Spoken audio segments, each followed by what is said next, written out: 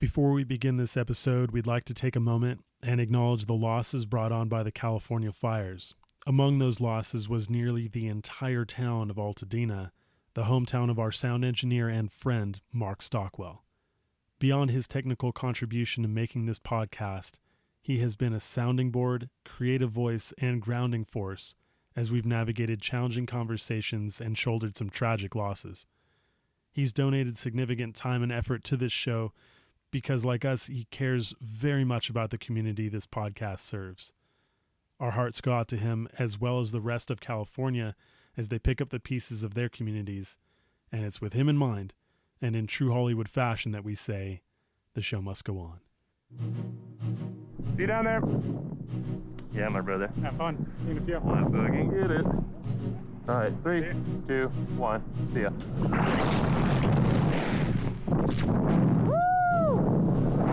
Hello, friends. You're listening to Exit Point. A podcast about the advancement of base jumping and the exploration of its culture. Join us for valuable insights and gripping stories from some of the world's top adventure athletes. Oh my goodness, the sickest thing I ever did in my life! Woo! How do you like your voice on tape? It's not bad. It's the cycle of hearing my breath, thinking like, don't focus on that too much because you're going to get anxious about your breath, and then you're going to be like... Yeah, that's generally why I wear the headphones, and you can just be the way you normally are. But it's kind of cool to hear your voice on tape because it does usually, like, you think you sound worse than you do. And then once you're professionally mic'd, it's like, oh, this is great. I love this. I have, a normal human voice. Yeah, it's totally. not insane. Yeah, it's a weird psychological distortion that I think we all go through, where in which we start to imagine our voice differently, and then all of a sudden we don't even recognize it. But of course you imagine your voice differently when we talked about our phones videoing voice, and it sounds terrible, horrible. Yeah, and you're so embarrassed, especially when you're recording at a concert. You don't remember that you sang along to the song. You think you got this incredible clip of an artist. Yeah, the compression on most recording equipment is awful, and so like when we're showing up on GoPro videos or cell phone videos, we sound horrible. I'm gonna take that to my grave. Anytime I have a horrible sounding voice in a video and get self-conscious, it's just terrible. It's just terrible video quality. That's all it is. Yeah. Yep. Yeah. I would, you know what? We can maybe use that excuse for everything too. No, dude, you didn't see that happen. That's just poor video quality. Yeah. You don't know what you saw. Yeah. No, I didn't clip those. How do you know? Exactly. That's like they're gonna know. How would they know? Yeah, what you're witnessing is parallax vision and plate tectonics working in conjunction to warp the wide angle, and so it looks like I came really close to dying right there, but actually I was miles away, bro. I was miles away. That sounds like every douchey base jumper at the God Complex. I just heard that exact phrase in different sayings in my head. Well, if ever you want me to do an impression, I have been or experienced almost every archetype at this point. 20 years in the game, man, I've said and done some shit. You've been every archetype. Yeah, dude, seriously. Let alone seen all of it. Oh my God, yeah. That's what happens when you start way too soon. Like when you start the journey as soon as humanly possible. Holy shit, man. And you survive through all of it. Yeah, you actually get to see the big picture. Like, oh God. So speaking of the big picture, let's go to the local picture right now. I saw you in the park the other day, and it still seems like the weather here in Moab is good enough to be doing silks in the park. Oh yeah. Yeah. How's the winter season going for you? It's going all right. It's my first season living full time in Moab. I've been here seasonally the past 4 or so years, every spring and fall. So this is the first time that I'm out of the van in a house, can have a bit of stability, a bit of structure, and it's been fantastic to settle in to the slow season here. I've only ever experienced the craziness and the hype of the busy season, and so this has just been such a gift to also start forming closer, more intimate relationships with people that are full-time here and that live here. You kind of get all the hustle and bustle away, and you're left with a very intimate community that's very connected and very beautiful, I think. And so I personally, after Tokyo Boogie, stopped jumping as much as I was and started focusing on a few other things. Really, the Silks was fantastic. Came at a fantastic time. And I'm still flying, I'm still speed flying, but the winter season's treating me very well, I think. So from Wook to Nook, does it feel good to be in town and not be in the category of Wook? Oh my Lord. It's so nice. I love it. It's so nice. Not that the category of Wook is ever a bad thing, but it's kind of hard to truly integrate into a community where you are seen as a transient and you are seen without really, like, you are in some respect on the fringes of every community you're in because you're constantly moving. So like, as much as you are here during the busy times and are here throughout the year, and as much as I'm sure people would view me or respect me as somebody that is in the community, living here and being here is just so great for my psyche and for my mentality of just like being able to connect with the community and feel like I can bring something to the table now that I'm not the one knocking on all my friends' doors for showers and, you know, like I can let somebody park in front of my house for once, you know. It's nice to be on the giving end. Yeah. Oh yeah. And I also use the term endearingly. You know, I love Wooks, and over the years I've been one and I've housed them and it's been great. I also know that, you know, from the home like dweller perspective, it is challenging to bring in a Wook as deeply as you can, you know, with somebody that's living here. Like we can only bring in a Wook so much and then they're gone. So like that lifestyle inherently is a little more disconnected. Yeah. It's a trade-off. Yeah. And it's a great trade-off when that's your priority, is to see the world and explore and integrate yourself into as many communities and as many experiences as you can. Yeah. And I think for me, I really, really enjoyed that transient lifestyle until my priorities started shifting and it no longer served me. And I struggled with that a lot because that was my part of my identity. I was always the person that moved around and, you know, went to different ski resorts in the winter and different drop zones in the summer. And so taking that away was like, oh God, what am I? Who am I? Like, God forbid, you know? I know that I miss a day on the hill. But I didn't quite, oh gosh, yeah. God forbid I get under 100 days skiing. Right. Like, I or live that there, big swell, you weren't there, bro. Yeah. No. Oh God.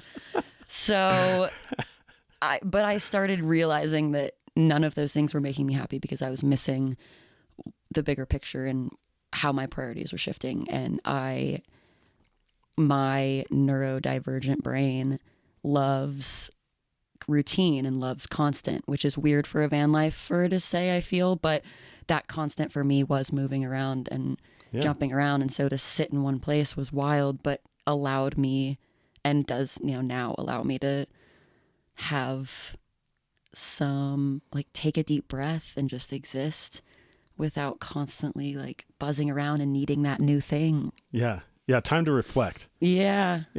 Which is great because like oftentimes we go through all of those carousel experiences so quickly that like we never really package any of it. It's like, oh my God. Yeah. Like you forget it almost before you can enjoy it because you're on to the next thing. Yeah. Absolutely. Yeah. Speaking of identity, that's kind of one of the first questions I wanted to dive into was that you were, let's say, resistant to putting your voice on record. And you had an explanation of that I'm curious to dive into. What was the initial apprehension about? Yeah. Well, besides the obvious insecurities that everybody thinks about is, oh my gosh, I'm going to be seen by so many people, and also people that I very much respect and view as highly as I do. I think it's really scary to put something out there that you can't take back.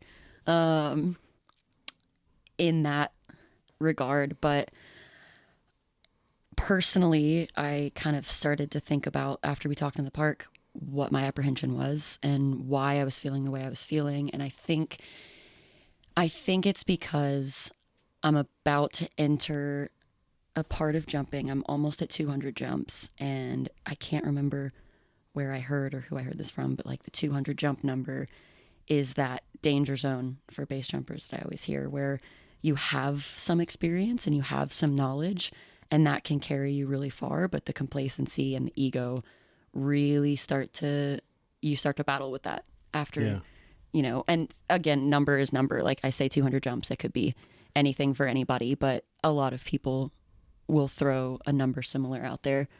I think it's a pretty agreed upon number, because it's the number where a lot of people allow for the next complication to be facilitated. Like, 200 jumps before your wingsuit terrain flying, or 200 jumps before you're doing like this crazy building in the middle of a city, 200 jumps is arguably where like the, the shit gets real. And it's like also a time where you are at the, that critical point where you're doing the next tier of complicated thing, but you are the least experienced of the people doing that next tier. Yes. Right. And it's like really where your fundamental background and education come into play.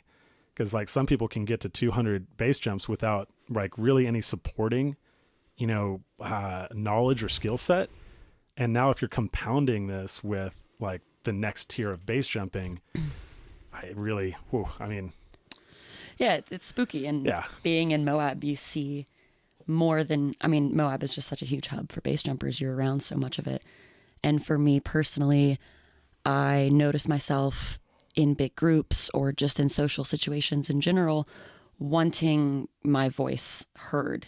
And I think a lot of that comes from ego, but you hit that 200 jump number, you hit wherever that is where you feel a bit more confident and a bit more independent in your jumping, and the ego starts to come into play, and you want to be a part of the conversation because, you're puffing up your chest. Like you're that big base jumper, you know what you're doing, and not really know what you're doing, but like, and that's not why to shouldn't say you be what part of the I'm conversation? doing. Why shouldn't you be part of the conversation at 200 jumps? Why not? No, why would you not that's be a able to good be point. part of the conversation at one jump? Yeah. I think, okay, so let me finish my initial thought, which was, for me, I'm noticing more and more my wanting to speak out and say things when we're in random conversations about base jumping 100%. that I might not have a solid factual background to back that up. And my progression, noticing that, is something that I really wanted to pay attention to. And where I'm at now, I am trying to emphasize silence and listening and not letting my social anxiety and my brain overtake and start talking before I really have a good grip on what I'm saying. Yeah. I get you. Like, it's hard to insert yourself into a conversation when you don't know something, Yeah. But like, the knowing is on a spectrum. And so I think like what you owe is to put your experience in context, right? Like then everybody can say like, okay, that this is where the experience is coming from. And then you can say whatever you feel, which like might not be substantiated in like scientific fact, but could very well be fucking right. Yeah, absolutely. I guess my follow-up question then is, where are you at with base jumping right now? In terms of like mentality or experience. Or experience. Yeah.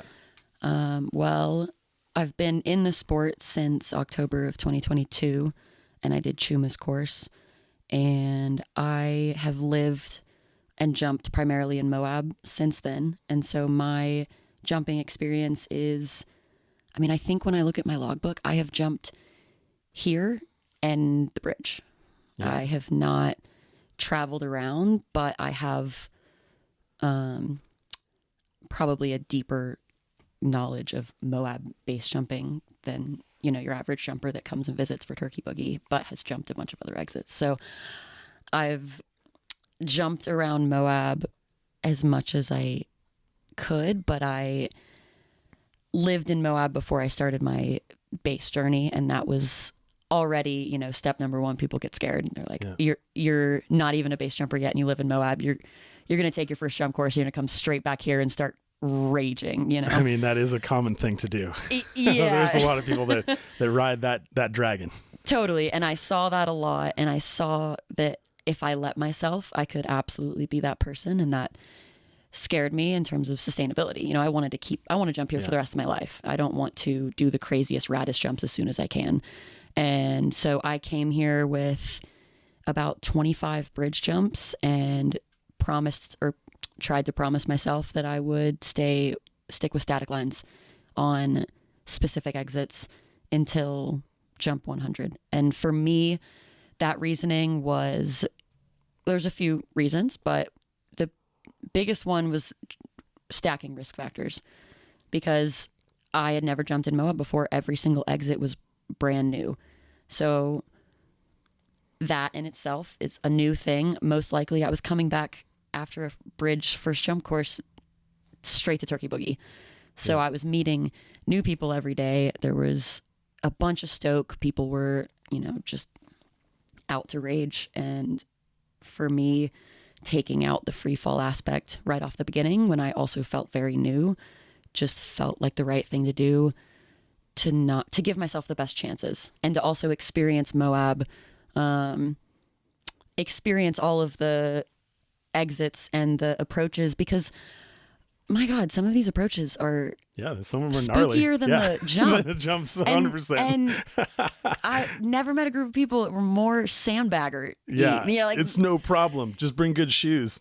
Yeah, and then you see the person next to you climbing up this insane approach in their Chacos and Tivas, Right. and you're like, what? What am I a part of right now? Yeah, and here's the thing on a lot of that stuff, like those people that are leading those groups, like they've done the progression to that rock. Like I've seen this happen so many times where like, homie's done this exact route with ropes, without ropes, like without pack, with a pack, like the whole 9 yards for years.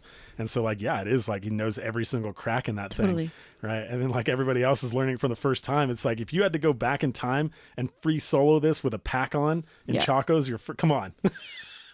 Oh, yeah. Yeah. And so for me, it was kind of pre-planning, choosing to stick with static lines, because now that I'm free falling most things, I've taken out a lot of the mental stress and anxiety of these exits, because not as many of them are new to me anymore. And so I'm going to these exits to free fall them for the first time, but I've walked that path before. I've been up there. I've experienced that at least once. And so that put my mind at ease a lot, to take out as much risk factor in the beginning as I could to be more prepared. Yeah. I think if you're looking for survival, let's just put it that way. I don't even care if it's long-term, short-term. If we're just looking at survival, then I'd say that that's the right way to do it. I mean, you come from freestyle and slope style ski world, right? Somewhat. Yes. Yeah. Yes. Remember the rules of the park? Mm-hmm. It's pre-ride, re-ride, free ride. You do your pre-ride, you just kind of cruise by the jumps, check them all out, and then the next run, you do the simplest and easiest thing, like straight airs. Well, wait, I've never. My experience skiing is not there. Okay. But I know what you're saying, but I'm not a park rat and have experience in that. Fair enough. I mean, it applies to all the other runs ride. too. If you're going backcountry or whatever else. Totally.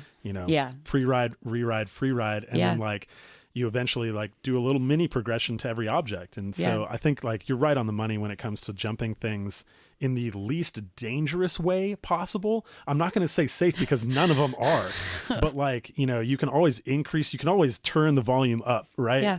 But if you get in over your head and it's easy to do, you can't exactly turn the volume down. That's, that's that. Yeah. Okay. So you've got a couple years in the sport, mostly out here jumping in Moab. Mm-hmm. You come from a couple of different backgrounds when it comes to extreme sports: skiing, climbing. You do some paragliding, speed flying. While we're on the topic of experience, how many total jumps? Even though I don't think that this is the whole picture, but what are the total jumps of base jumps that you've done? I think I just hit 185. 185. And follow-up question, which I think should be asked alongside any time somebody asks this first question. Okay. How many walk-offs do you have? Ooh, that's a great question. It makes me wish I had written it down, or, included that in my log, I'd say probably 10 to 15. 10 to 15. Okay. Yeah. So like a pretty good percentage. That's, what is that? Like, I'm going to fail at this math, somewhere close to 5%. I don't know. Yeah. Somebody that's better at math. Yeah. Out there. I know I've got a couple of students that are math whizzes. And so like, you work that out and please tell me. That's good. So, I think along with the like thousands of things that make up our experience, those two should definitely be like qualifying factors right next to each other. Yeah. You could have thousands of jumps. If you got no walk-offs, in my experience, like, or in my opinion, you have less experience than somebody who has fewer jumps than you and more walk-offs. Yeah. Like, yeah. I think that definitely depends on the person too, because you have to understand your decision making and how your decision making changes in different environments. Like those people that have zero walk-offs, there's a chance. I know you're talking about the crowd, the most of the people, but I'm sitting over here thinking like, well, there are the people that make those decisions on the ground. And I know a lot of things change when you're up on the exit, but they're a lot harsher on their decision making. oh yeah. Before they even get out of the car. Yeah, some people have a good flex move on I have no walk-offs, and that like I do my preparation so meticulously that like I've never needed to. But even then, that you know? that raises red flags to me. I'm like, I have follow-up questions. Right. How did you do that? Yeah. Yeah. Versus the people that like they just send it no matter what because they want to like, do the jump, which understandable, like I was that way when I came up in the beginning. Yeah. Like I was like, never walk off. Like, yeah. Rise to the occasion. Yeah, absolutely. It gets in your head and your ego, and you're like, who am I? I'm the person that like, what does this mean that I walked off of this thing? Right. I'm not strong enough. Am I not this enough? Am I, Yeah. And then you look back and you're like, I could have totally done that. Yeah. Dang it. And you totally could have. Yeah. But you're at the bar grabbing a beer with friends. Like that's totally also okay. Exactly. Yeah. You're alive. That's better. And you got a story and, in my opinion, more experience. Yeah. So while we're on the topic of experience, I also wanted to touch on this because it was one of the things that you brought up as far as being apprehensive about putting your voice out there, which I found incredibly interesting. The fact that like in Moab, you're surrounded by a lot of highly experienced people from all over the world because it's a world destination. And so like you've come up, you're now at this like, what would you call intermediate level? Sure. Okay. And you're surrounded by people who are like some of the world's best. Yeah. Which like you described as... That doesn't make my voice want to be heard, and there's all of these unicorns out here that feel so untouchable and so much bigger than life, that they've gone through all of these things and experienced so much that, me, 185 jump wonder that just started and learned that Moab existed 6 years ago, am going to be somebody that talks about it like that felt uncomfortable, I think. Yeah. Like it might be somewhat of an imposter syndrome type of thing. Exactly. Okay. And a lot of people, I think, experience this and I try and like break it down because I don't see it the same way. Obviously we're here. I very much enjoyed the conversations that we've had over the years, even when you started, in the sport. Like, I mean, we were talking about base jumping. When was the first time? Like 2022, probably. Yeah. Right. When you got out here, right. Mm-hmm. About parachute equipment and about all the technology earlier and stuff. than, geez. Yeah. Yeah. Yeah. So I've always enjoyed our conversations, and I do truly think that people at your level, especially because they've been told like, oh my God, you're in the most dangerous zone, believe that the gap between you and everybody at the top is like huge. Yeah. And I'd like to like kind of dive into that a little bit and ask you like, we've had this kind of conversation, so feel free to take it a little bit farther than we did. But what do you think, just as a comparison, the gap between skydiver and base jumper, like, a licensed skydiver and just off their first jump course base jumper is? I mean, we talked about this before, but it still, the beginner skydiver doesn't really need to know too much. I mean, it doesn't take too much to fall out of a plane and pull the right thing. Right. It's simple. I mean, you've got to be diligent about it. Like, I get it, right? But it's not complicated to the point where, the vast majority of people couldn't do it. Totally. And I do think, the beginning base jumper is quite a bit different, and you would hope quite a little bit more prepared, but at the same time, a lot of base jumping, especially in the beginning when you're not pushing yourself into, aerials, terrain, et cetera, it's pretty simple. Really easy. Yeah, it's pretty for simple. 99.9% of the time. A lot of the things you're training for that 0.001%. Yeah. And so I've seen plenty of base jumpers. I've watched, and you're like, how did you get here? Yeah. Well, it's because everything has gone right. Yeah. So it's super easy. Shown success all across the way, which is really easy for our industry to do. Like, we shepherd and facilitate from day one. Like, I don't see very many AFF programs where students are even allowed the space to make mistakes. They're just corrected immediately, right? And off we go. And success until, like, basically they get into a zone where they can really do themselves harm. And then it's like, okay, now you're on your own. Don't make any mistakes. Good luck. Oh, absolutely. You get the reins and you just run. Yeah. So I agree with you on the, the points that, like, you can kind of just show up and skydive, and people do kind of show up and base jump sometimes. But I'm really talking about, like, the gap between successful people. Like, what is the gap between a successful skydiving student and a successful early base jumping student in terms of, like, how big is that gap? I mean, there's a lot more knowledge, and there's a lot more like if we were to take it to an equivalent other sport, I'm saying, like, what could the comparison be drawn?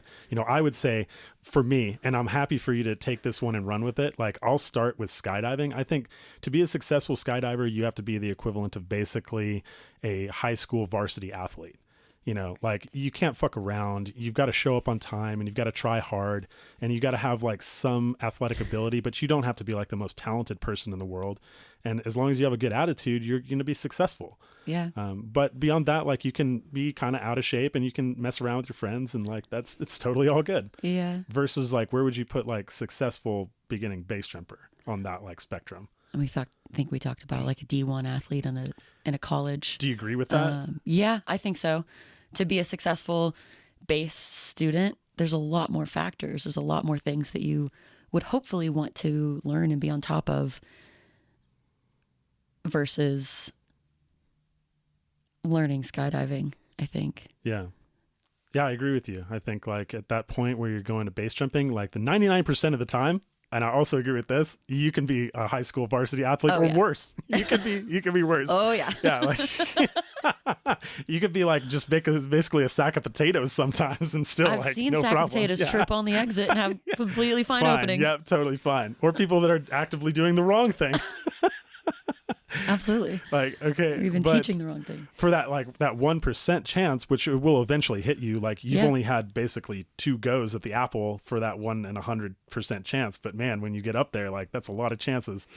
You really have to get your shit together. And I think, yeah, you have to be a D1 athlete in order to be unscathed from that 1 out of 100.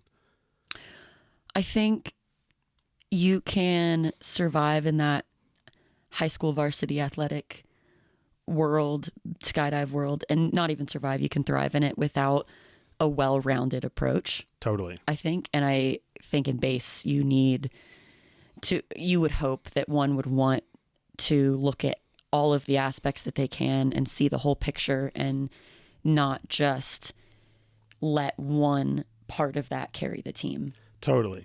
Yeah. In high school, like, all you got to do to make the team is to have, like, one tool. If you can throw that ball real well, or like kick that ball real well, like, that's all. If you got a great serve in tennis, like, that's all you need. Versus, like, D1, like, you need to be an expert in, like, nutrition, physical fitness, like, mental discipline, like, or else you're going to get weeded out. So, okay, if we agree on that one, then what is the difference now between where you're at base jumping and what you propose to be the top of base jumping? I would say I'm continually, slowly learning more and more about each one of those aspects, and the things that will push me to grow in every aspect of base is a mixture that is unique to me of time and experience. Not just the number of jumps, but, you know, what am I jumping? Where am I jumping? Who am I jumping with? What happened on those jumps? You know, how much experience have I had with off-heading, et cetera, versus just generally how much time. And I know that mixture is really precarious because, you know, one, it's going to be different for everybody. And two, we talked about like, what would you say to somebody that has been in the sport for 10 years, but they have 500, 400, 200, however many jumps, versus somebody that's been in the sport for 2 years and have racked up 800 jumps, 400, you know, just an insane number. I'm throwing out random numbers, but you get the those point. people exist, you know. Absolutely. Like, you know, I was just talking to Todd Schubotton the other day, you know, Apex, you know, legend. And his total jump numbers after, I think, 40 years in the sport was 1,200. Yeah. And I'm like, holy crap, man. Like, I never expected to have more jumps than this man, you know? Yeah. He seems so untouchable. I've got a buddy that has been in the sport for about a year and has already surpassed 300 jumps. Right. Or you look at John Cox, who did, I think, 1,000 jumps in his first year. Yeah. And so, yeah, I think numbers are just numbers. They don't really tell much of the tale. And I'm not really asking like what's the difference between, well, maybe I was asking what the difference between that level and that level is. So that's a hard one. Let's maybe just like refine it to like, ooh, what's the difference between you and me in terms of gap? See, I didn't have a great answer for that then, and I don't know if I have one now. I mean, that's what I'm always trying to figure out, of course. If you can figure out the gap, then you can close the gap. Then you can close it, you know. 100%. And right now, for me, that's just like this magical unicorn in between the two of us that I can't quite get a grip on to learn and eat it up, because it's just this like, you're so far away, you know. Gotcha. Okay, so I'm going to break it down and see if you agree on this one. Since like we are both the masters of our own experience, I think we are like the unequivocal authorities on being able to say this. If you're familiar at all with formula racing, I think the nearest equivalent that like it describes the gap between us is that you are an up and coming and pretty talented Formula 3 driver, and I am a second like mate on one of the, you know, better teams, almost retired Formula 1 driver. You know, the guy like I'm like Prost at the end of his career, you know, like hanging around, giving some good advice. I can test run the cars, you know, but like, you know. All right. And I would say that that's the equivalent, you know, gap between you and the proposed like best in the world too. Like you're an up and coming Formula 3 driver. They might be one of the better and best Formula 1 drivers still on the circuit. Mm-hmm. Yeah. I mean, the difference is, of course, I know what you're getting at is smaller than way smaller than we think. Yeah. And I'm wondering, like, how did that get in your head? How did it get in your head that you were like so far from the reach is like that's required to be, you know, doing this sustainably and, you know, awesomely and doing the radical stuff that you want to be doing? Yeah. I think a lot of that comes from the mentality and the persona that the people that I revere is so far away from me, come to the table, bring to the table. And it's, they're so confident and they have all this knowledge. And in your mind, they have all the knowledge. Yeah. Magic amounts. Yeah. Yeah, exactly. Like the unicorn, you know, they're exactly. And so, I realize, of course, that comparing to that is difficult because all of the knowledge in the world about bass is still in the grand scheme of things, very little. Like, Yeah. there's so much unknown. Exactly. Yeah. The ceiling right now is actually quite low. So like what I'm not saying is that like you're so far along that like you're nearly like nipping at our heels because like, but I am saying that like the gap is not that big because you have like entered the base of something that should be high, like, high order already, like to put it in like military terms, the best I can describe this is like, you are fresh out of boot camp as a Navy SEAL, right? And you're looking at like, how do I, compare to the like 20-year veterans who have just gotten out of the game, like the Trevor Thompsons. And it's like, okay, yeah, like that dude's got 20 years of experience of like murking people in the worst situations like imaginable, right? And you have not yet like come to that point, but you guys are both weapons, like serious weapons. Mm-hmm. And I think like that gap being where it is, really should like, it should give a greater picture as to who the real imposters are. Like, surely at the top of the game, there are some fucking geniuses. Like, my God, like some people who are just at every turn, like executing with such, like I couldn't spot the mistake if I tried, but I think there are an awful lot of imposters that are, siding up alongside those folks, which gives the impression that the ceiling is much higher than it actually is, rather than it being lower and there's just be some like stars out there. Yeah. And that would change, everything in your mentality to see that you're not as far away as you think from that level. Yeah. And I think like certainly you shouldn't stop pushing. Like when you get to that level, my suggestion, my advice is that like you need to set your eyes past like the best that you're seeing out here, because like you're going to catch up to them quicker than you think. And then you're going to be looking around like, oh my God, wait a second. We're doing what now with who now? And people know what now? No, bro, it's going to work out. It's going to work out just fine. It's always worked out. And that's just the way we've always done it. I'm sure those people also plateau at some point because they never thought to look higher, and they got to that level and started ripping with those people and thought, all right, this is it. Like this is. Yeah. So, okay. You've been in Moab for 2 years. You've seen a whole lot of seasons where people have been doing some wild stuff. Like 2022 was probably the wildest season that I have ever seen in Moab to date, period, end of story, like full stop. I think that shaped my base journey quite a bit because I came back, like I said, with 25, 30 something jumps. And I only did 8 jumps during the last bit of Turkey Boogie, but I was on loads. I was doing days where I did 4 jumps in one day and there was a cliff strike on every single load that I was on. And there was plus 20 people on every single load. And it was just mayhem. I've seen what I thought was people going in within a month of starting my base journey. And so I think that was huge in my decision making and my risk taking, was just, watching people pretty much die so early on.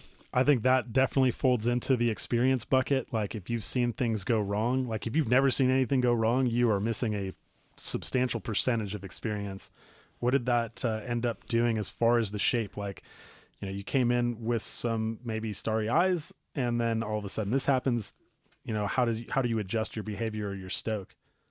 Honestly, I think it was a bit jarring because, I was fresh, I was new, and at that stage, you're trying to pick up everything around you. You're trying to learn as much as you can, and you're in these groups and you're in these group dynamics. And in Moab, in particular during Turkey Boogie, and obviously seeing those cliff strikes so early and seeing all the group dynamics and people that have been around longer and seen some shit, the culture of desensitization took over very quickly. And I saw that happening. And that's what I learned. I learned to just, everybody still jokes about it and it's all still funny even right after the fact. I mean, the most memorable incident was a girl that ran off of Mary's, and I was in a truck full of 20 something base jumpers driving back up. Yeah, bumping. And we paused to watch, like, oh, they're going to do something sick.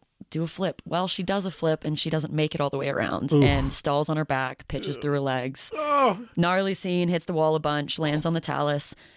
And first off, I've never seen a group of base jumpers so excited to press their brand new inReach button before. They were all like, is it time? God. Like, are we doing that? But second, she got up so quickly. Her partner, scrambled up the talus to her. She hiked down, and from that night or from that day, I just remember packing in the parking lot, just kind of stunned after that, and kind of talking through it with some friends. And one of them turning to me and going, she's right behind you, right? And I was like, what? And I turn around and she's just like on one hip, hanging out, chatting, Brimming. and I don't know. I know now that was part of, a trauma response. Like, I'm sure you just experienced something insane. But to me, seeing that in that moment as a fresh base jumper after what I thought was, a death was wild. And I still carry that to this day, just that the nonchalance and the casualness of everything. And even since then, everybody talking about going in and all the jokes about it. And I'm super guilty of that. I love making, death jokes and all of that. But that culture of desensitization kind of almost told me to push down the emotional side of base jumping and the growth and progression that you need to handle these things and to handle these intense traumas, and watching and, worrying about your average mountain biker doesn't see your friends go off on a trail on a Sunday afternoon and think, all right, what time are they going to be back? Like, I need to know exactly what time they're going to be there, be back. Like, I need to be ready if something happens. And I think that takes a huge toll on a person. Yeah. And that shut me down a bit. And I fell into that desensitization culture and realized that that's not sustainable, and that I can't just not feel things and push them down and expect that everybody is existing in this, surface world where we're all fine and we're all making jokes, and base jumping is just another sport, and like everybody talks down on it like it's so dangerous, but we're like, no, it's Right. There's only so much risk. 100%. You need your emotions. You need to be sharp. I mean, like, a lot of the stuff that we do is so intuitive that if your like emotions are suppressed and they're not firing on all cylinders, man, you can make, critical errors in the worst possible time and just not even be able to recover. So 100%, I agree with you that the emotional side is necessary. And it is interesting to look at like how people respond to those traumas. I imagine that the people watching that were more traumatized than her, because you all saw like somebody nearly die, whereas she did not experience it that way. Absolutely. Right? Like, all she experienced was a terrifying, series of events that landed with her like completely fine. And in those moments, like, your brain really does like shut down, doesn't process the outer rim of anything or conceptualize or consider the consequences. It's just pure operation, narrow focused vision. And then all of a sudden, boom, we call that in like psychological terms, sensory overload. Oh yeah, absolutely. 404 error, not computing. And, thing on that, she, I think, took a really big nap and got her turn rig out, because of course the rig she had was completely shredded, and went back out and jumped it right after. And it was just a very much so a let's get back on the horse right away mentality. And I'm not judging that at all, but my experience watching that was it was a huge learning experience that taught me, without realizing that I was learning that's what you should be doing. I mean, I've heard plenty of stories like that where the jumper got into a gnarly accident and wanted to go right back up just to prove like my mentality, I'll be okay. And of course everybody's different, but I never quite fully processed that that's how I expected myself, like after seeing that's how I expected myself to react as the passerby. Like, I watched it. I need to follow her lead. I need to follow everybody else's lead around me, and everybody else is just jumping like No big deal. No big deal. Yeah. And I think 3 weeks ago, I watched a good friend I thought I watched him die in front of me. And people went back out and they were jumping super quick, and good on them. That, a lot of people didn't see it, truthfully. Yeah. We were big multi-way and everybody was focused on their own jumps. But for me, I kind of had to force myself to take a step back and go, what are my hesitations here? Why am I guilting myself for not wanting to jump? Like, I should just be fine. Like, I'm totally fine. I walked down from my exit that day. And why is that a difficult thing to reconcile, that like you would rather not jump in a scenario like that? And real quick, just to touch on this one, this was like a very similar type of incident where the person went bouncing down the wall after a 180, but instead of landing without consequence at the bottom, they had like serious and like, medically critical, injuries, right? Oh yeah. Yeah. Yeah. It is the longest laundry list I've ever seen of complications from that. Right. Like helicopter rescue immediately. Absolutely. Yeah. So why question yourself on not wanting to just like go huck it? I think because you hear, this is a really passionate sport. A lot of the people in it are, you have to, theoretically, you have to be extremely passionate about. This has to be worth your life. Yep. In a lot of instances. And so the whole point of this is like, you're doing it because it's worth everything. And the moment that changes, the imposter syndrome creeps back in, or the moment that you want to take a step back for a moment, that imposter syndrome creeps in and you're like, this is something that should be my life. This is like the biggest passion ever. The fact that I'm slowing down a bit after seeing something traumatic, like, are other people going to see me as somebody that isn't in it for the long term? Or how am I going to be viewed? And how am I, more importantly, going to view myself in my journey and base? And so, the insecurities creep in of if seeing a friend like this pretty much almost go in affects you this much, like it didn't even happen to you, it didn't happen to your best friend, what does that mean for what your are you made passion? of? Yeah. Like, is this really worth it to you? And I know when I'm standing up on that exit, it is every time 100% worth it. I am so excited to get off that thing, whatever it is. But those moments creep in and you have to start to question, because for me, the experience of base jumping and the lifestyle that it brings, you should constantly be questioning why you're doing it. 100%. And you should always know, or at least always want to know and want to learn, why am I here? Yeah, I think that was one of my favorite answers in any interview that I've done so far. I asked John McAvoy why he jumped, and he answered something to the tune of, I figure that out every single time I do, and then I don't jump, and then I come up with a new reason, and I'm back out there. And I agree with you that like somewhat you are testing your preparedness to be a jumper through how you like interact. But I think the thing that I've learned over the years is like, that only really is the case. Like, it's only really a test piece if everything lines up.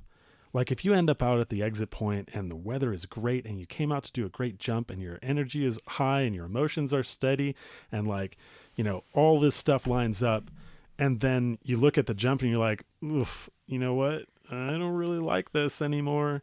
Then it's like, okay, maybe this isn't for you anymore, or at all.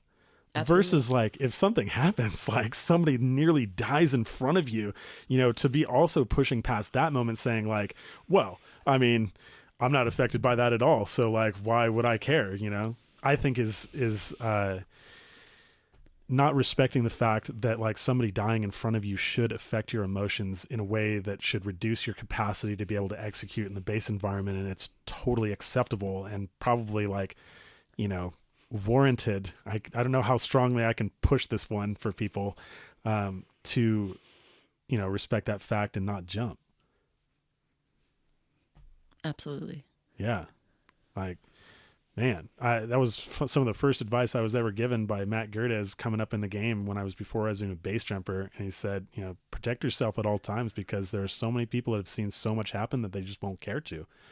And that speaks to that desensitization that like is almost imbued in our culture and then forced upon everybody coming up.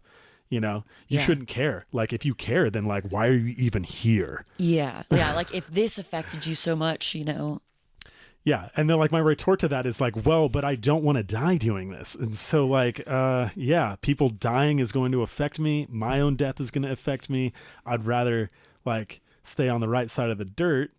And so when I think that's a potential, or even when like my emotions are heightened from that like happening right in front of me, I don't really want it. Yeah, absolutely. I've been struggling with that a lot the last few weeks. I've only done one jump since that day, and I went back intentionally with the people that I was with that day and jumped the same exit because I was on Cactus Jack. I mean, toes over the edge, tied into my static line, like waiting for the go signal. And so I very easily could have in that moment said, oh, fuck it, I'm still going to jump. Like I'm tied in, it'll get me down faster. I could come up with a million reasons that would ease my conscience of just getting down because I had the gozies. Yeah. Okay, so I got a story for you on that same front. I was in San Diego, and I can't give you the details on the object for obvious reasons on this recording, but I can tell you that the object that we jumped was quite difficult to get on top of. Very, very difficult. And I was with my buddy Ian Flanders and another jumper, Graham Dickinson, who, if you know him, shout out to Graham, pour one out. And we were jumping this corner, and he goes for something that he had not planned, not talked about, double gainer, just hucking it, literally hucking it, right? And he pitches his pilot chute maybe like 1.5 rotations through. It comes like through his legs, through his arms. He kind of does like one of these like pole dancer routines around the bridle that's like being elongated. And then like he's facing the object, but then his parachute opens 180 degrees the other way, right? And just kind of like whacks him into the perfect place to like land, right? And he was like hung up in his system for a good 1.5 seconds. And the whole time me and Ian are looking at this like frozen, because like in our heads, like he's dead. Like right now he's more dead than alive, like definitely more dead. Like anything, he's got to make several quick, educated, precise, aggressive decisions all in the right time and moment, or like he's goner, right? And then boom, back to life. And we both looked at that, just like caught our breath for a second, thought about jumping, and then quickly just started taking our gear off without saying a damn word. We're just like taking our gear off, going like, this is going to be an absolute bitch to like go down off of this object. Like we're going to have to do almost exactly what we did to come up here to get down, and holy crap. Mm-hmm. But nah, man, that was nah. Absolutely. Yeah.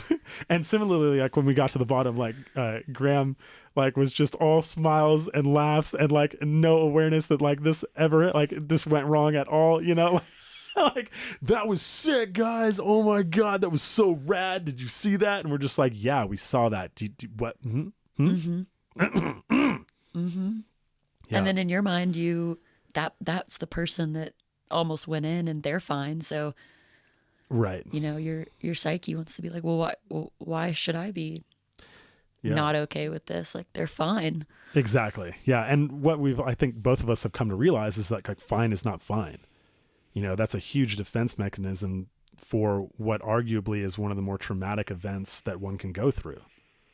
I think that when we were talking in the park, you had kind of an idea or a sentiment about that, about what it's like to be the person that nearly goes in, and what that does as far as like, necessary processing.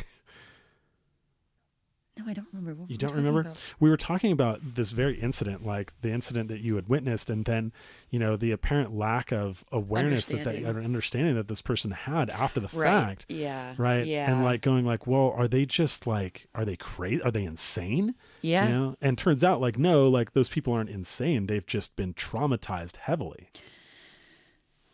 Yeah.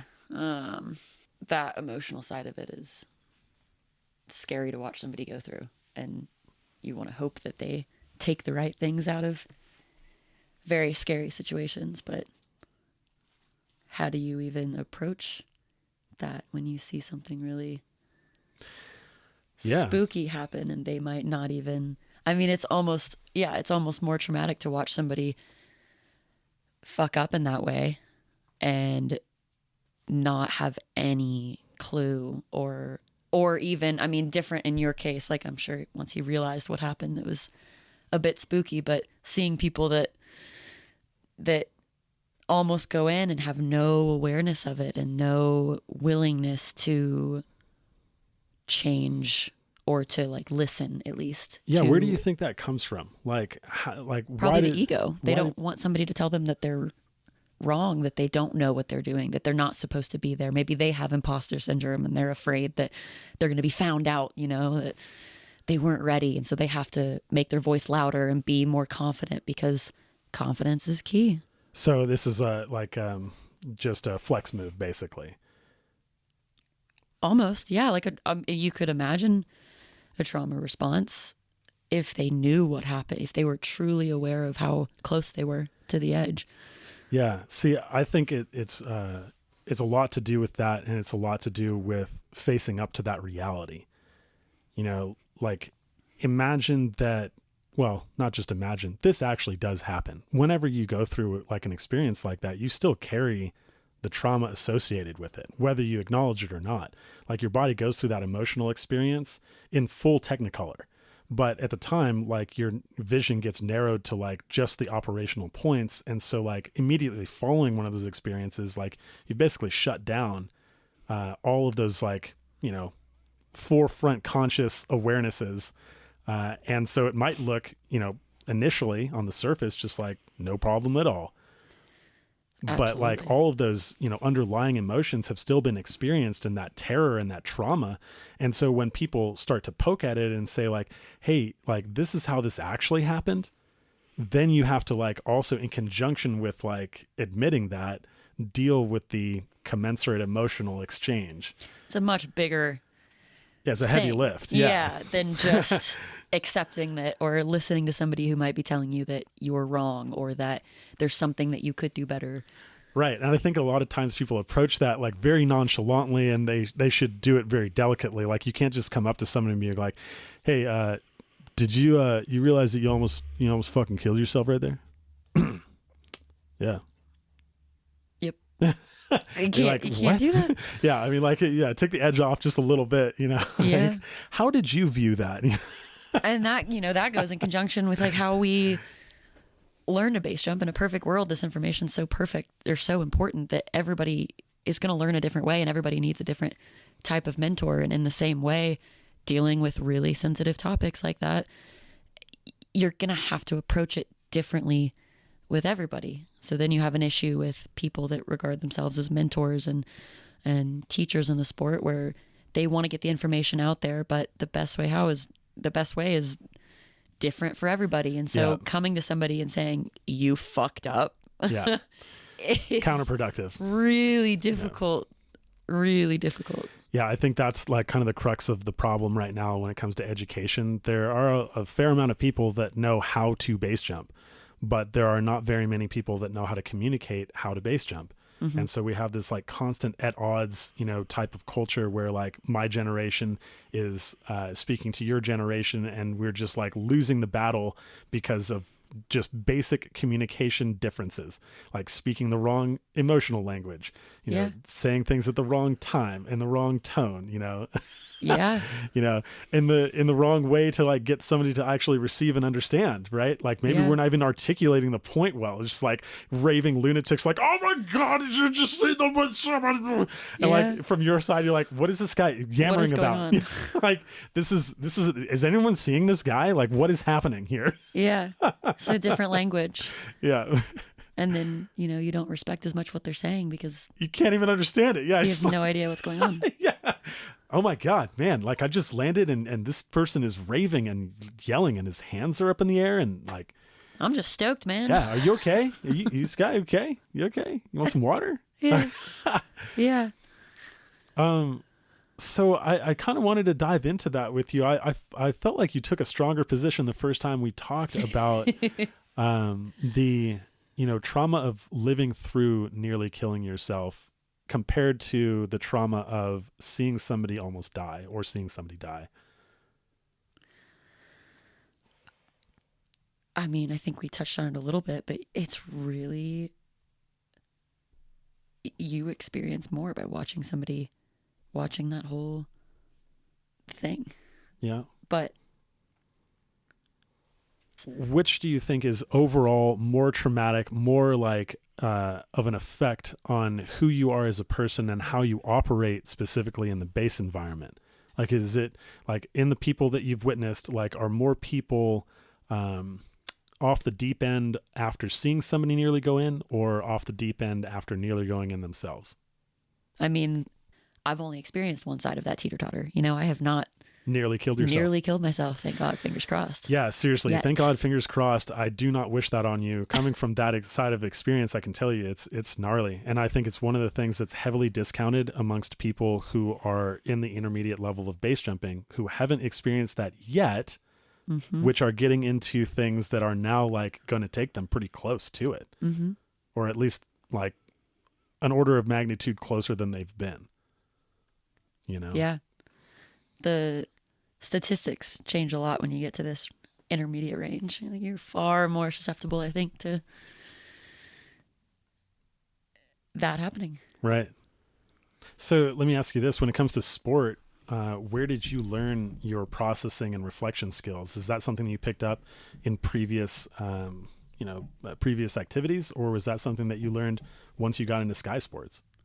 I think Sky Sports definitely catapulted that. None of the other sports or activities that I was in had so much death and so much serious consequence. I mean, skiing, yes, climbing, yes, but I wasn't doing those to the level that would produce such consequences, I think. And I think that of all of the communities I've been in, my friends and the people I'm around in base jumping, it seems like they are all very open and very willing to hold space for emotions.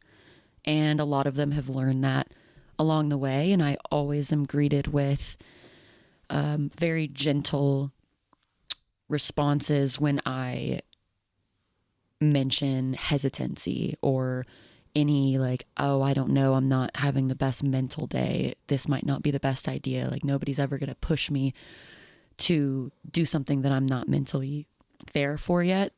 But I think we're doing a terrible job as a community of preparing people emotionally for the sport. I mean, you have mentors and teachers that don't touch on the trauma and emotional response side of it at all. And then you have teachers that, day one, you're writing a letter to all your family telling you that you're dead. Yeah. Oof. And those are the experiences that I've seen with people teaching, the mental side of it. Yeah. And that's scary. And I don't feel like I got a very well-rounded education on how to mentally handle the sport. Gotcha. And the progression and the everything that happens in between. Well, let's go through that one real quick, because I think that's a huge one for me when somebody's coming up, and we might be able to just touch on it real quick and kind of do a touch and go on that concept and how to start to learn it. I think processing is a really important thing to do. And I think first it takes time, and the time that I think that you need to take is right after the incident. If you're okay, so like this all starts way back when you're not doing anything that's super dangerous, but might see sensory overload anyway. It happens all the time on a first jump course where somebody will jump and we'll get to the bottom and everyone is woohooing and it all went great. Right. And then, I ask like, hey, how did that joke go for you? And they're like, I have no idea. And you're like, wait. What do you mean? You did the whole thing. Like I saw you like, doing the toggles and flaring the thing and like running out. What do you mean you don't know? And they're like, well, like, like I jumped off and then like some stuff happened. And then like all of a sudden I was like on the ground and that was that. That's a terrifying response. Right. It's a terrifying response, but it is something that happens to people that have not mentally prepared for that moment. It doesn't happen often, but that's the first like moments that you get to teach people processing. And that can happen in like, it should happen. Caveat, this should happen in previous experiences that are less consequential. Skydiving, rock climbing, stuff that's got some consequence, but like not that that's going to kill you.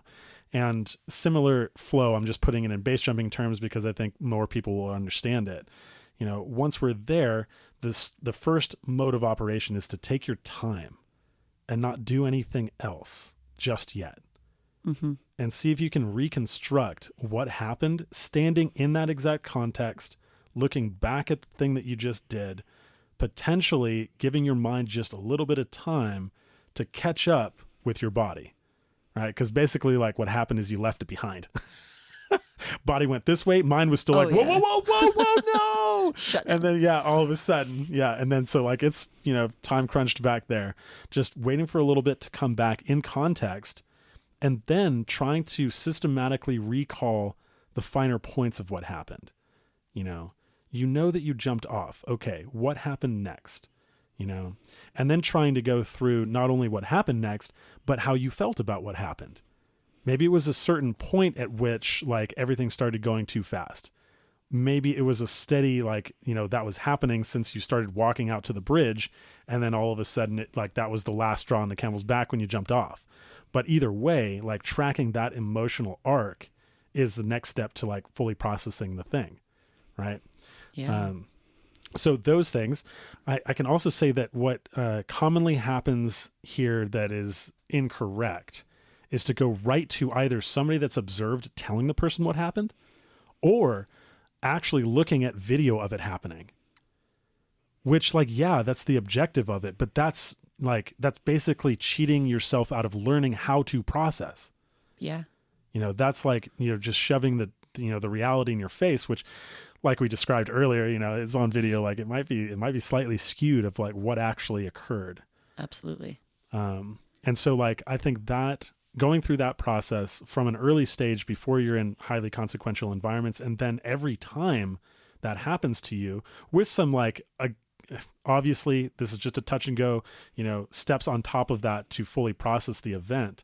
Mm-hmm. But that's how you start addressing it. Yeah. And I mean, God, if I had known that 2 years ago, my progression might have gone a lot different. You just don't.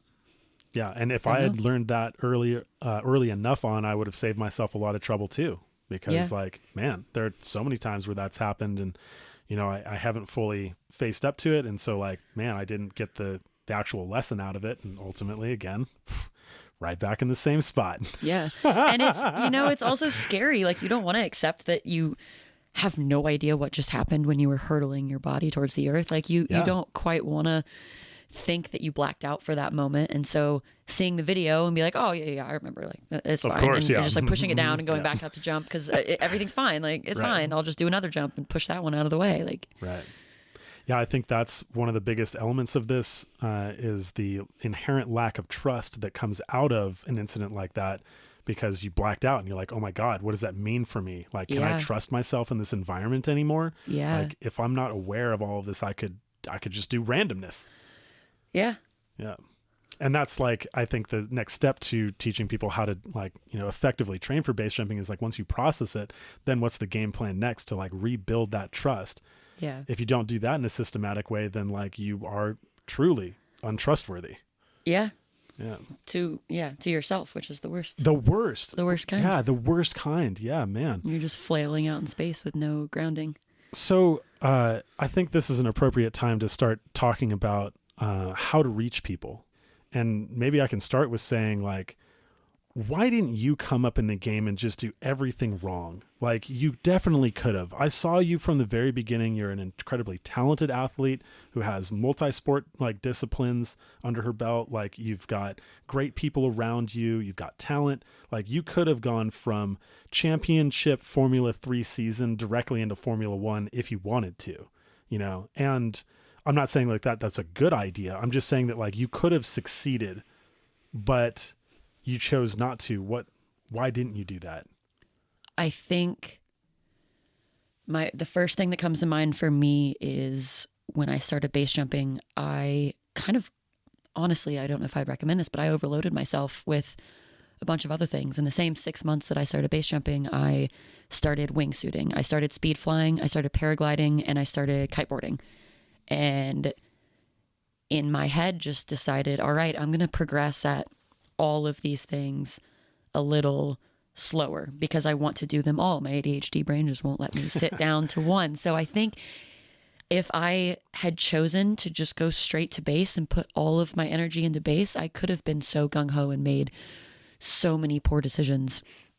But my basket was full. I mean, I was doing so many other things that inevitably my progression was slower because it had to be. There's not enough time in the world. Yeah.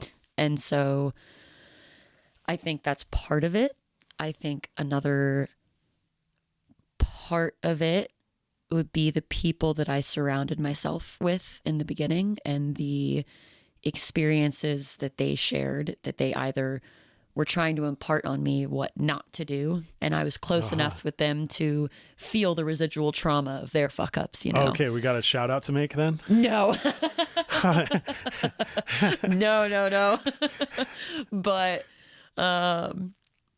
that, you know, as well as seeing the potential. And I guess the biggest thing was the sustainability. Like, I really, truly want and had to recognize this in myself. I want to be doing this for a long time. I don't want to be the best in, like, my goal is not to surpass everyone and be the best and have the recognition and all of that and do the thing that's never been done before.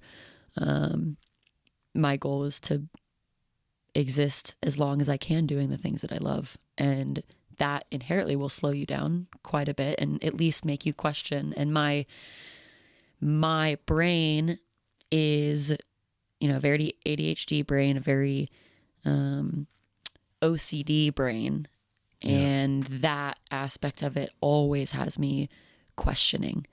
And sometimes that's good, sometimes that's bad. And I've got to find personally for me the mix of, is this my OCD anxious brain talking about factors that, you know, my logic brain can know and logic myself out of, or is this a bad feeling about a jump that I really should be listening to? You don't know. So my OCD was a big factor in that as well, of just always second guessing, always questioning, always wondering, like, what if, and fantasizing all of the outcomes had things been different or I had made a different decision. And so I think that in itself stopped me from just being extremely reckless, because I also know that I get up to the top and I look over the edge, and yeah, there's fear, there's a little anxiety, but there is so much stoke that could override any logic of just like, let me sprint off this thing now. Like, I'm always going to want to be one of the first to go.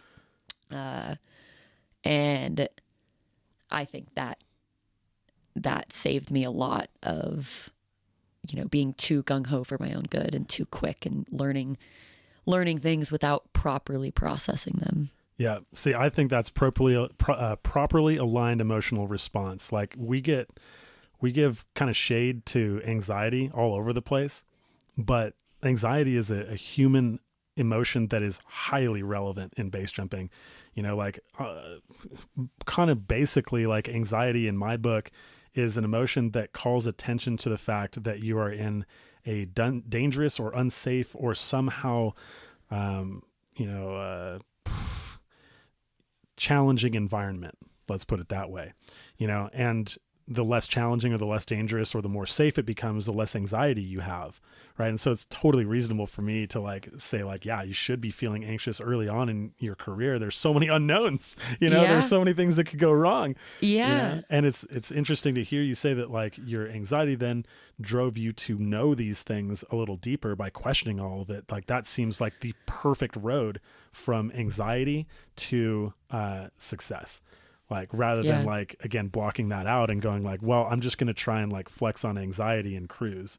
Yeah. And I think, if I could control or have advice, like you mentioned before, you asked me if I had started that path of learning emotional maturity and just processing before I got into parachutes, or if that's something that came after. And I think even if you do have a lot of those skills, coming into base jumping, it felt like it scrambled my brain, and I needed to relearn, because you go to a normal average therapist or you talk to your friends and your understanding of anxiety is, yes, we are no longer being hunted, and, we're no longer searching for ways to survive in the world. Like we are a elevated species, that these are residual things from survival that we don't quite need. Well, now you enter a base environment where you kind of need it, like it's kind of legitimate. So you're told your whole life, like,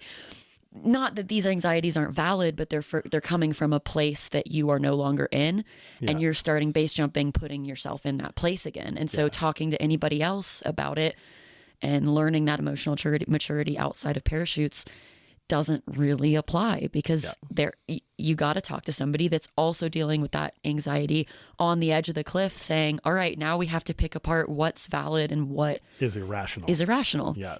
Totally. And that completely changes when you enter the parachute world. Yeah, because turns out like almost every emotion you have in that environment is rational. Yeah. Oh, yeah. Exactly.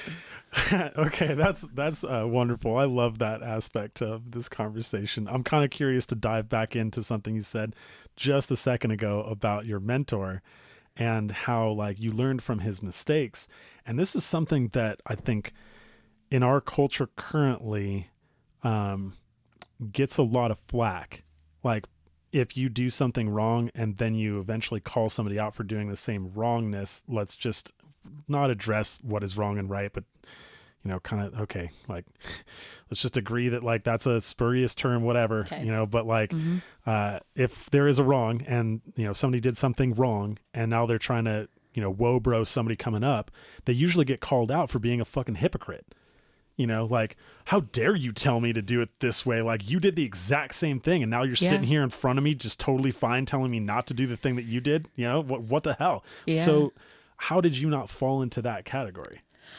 I think for me, it's a little bit more personal answer than your average, because I don't know if I would call this person specifically my mentor, but he was my partner, and that was no longer a whoa bro, don't do this. I know I did it. It was looking at somebody that you deeply care about and have intertwined your life with and hold a little bit of identity with, saying these things. And so for me, it held a lot more weight, because that person to me was almost an extension of myself at that point. And so to see them go through that pattern and learn the hard way, all of these things hit me a lot harder, and I think than your average teacher, mentor would a student telling them not to do the thing that exactly they did, like inescapable that they cared about you. Yeah.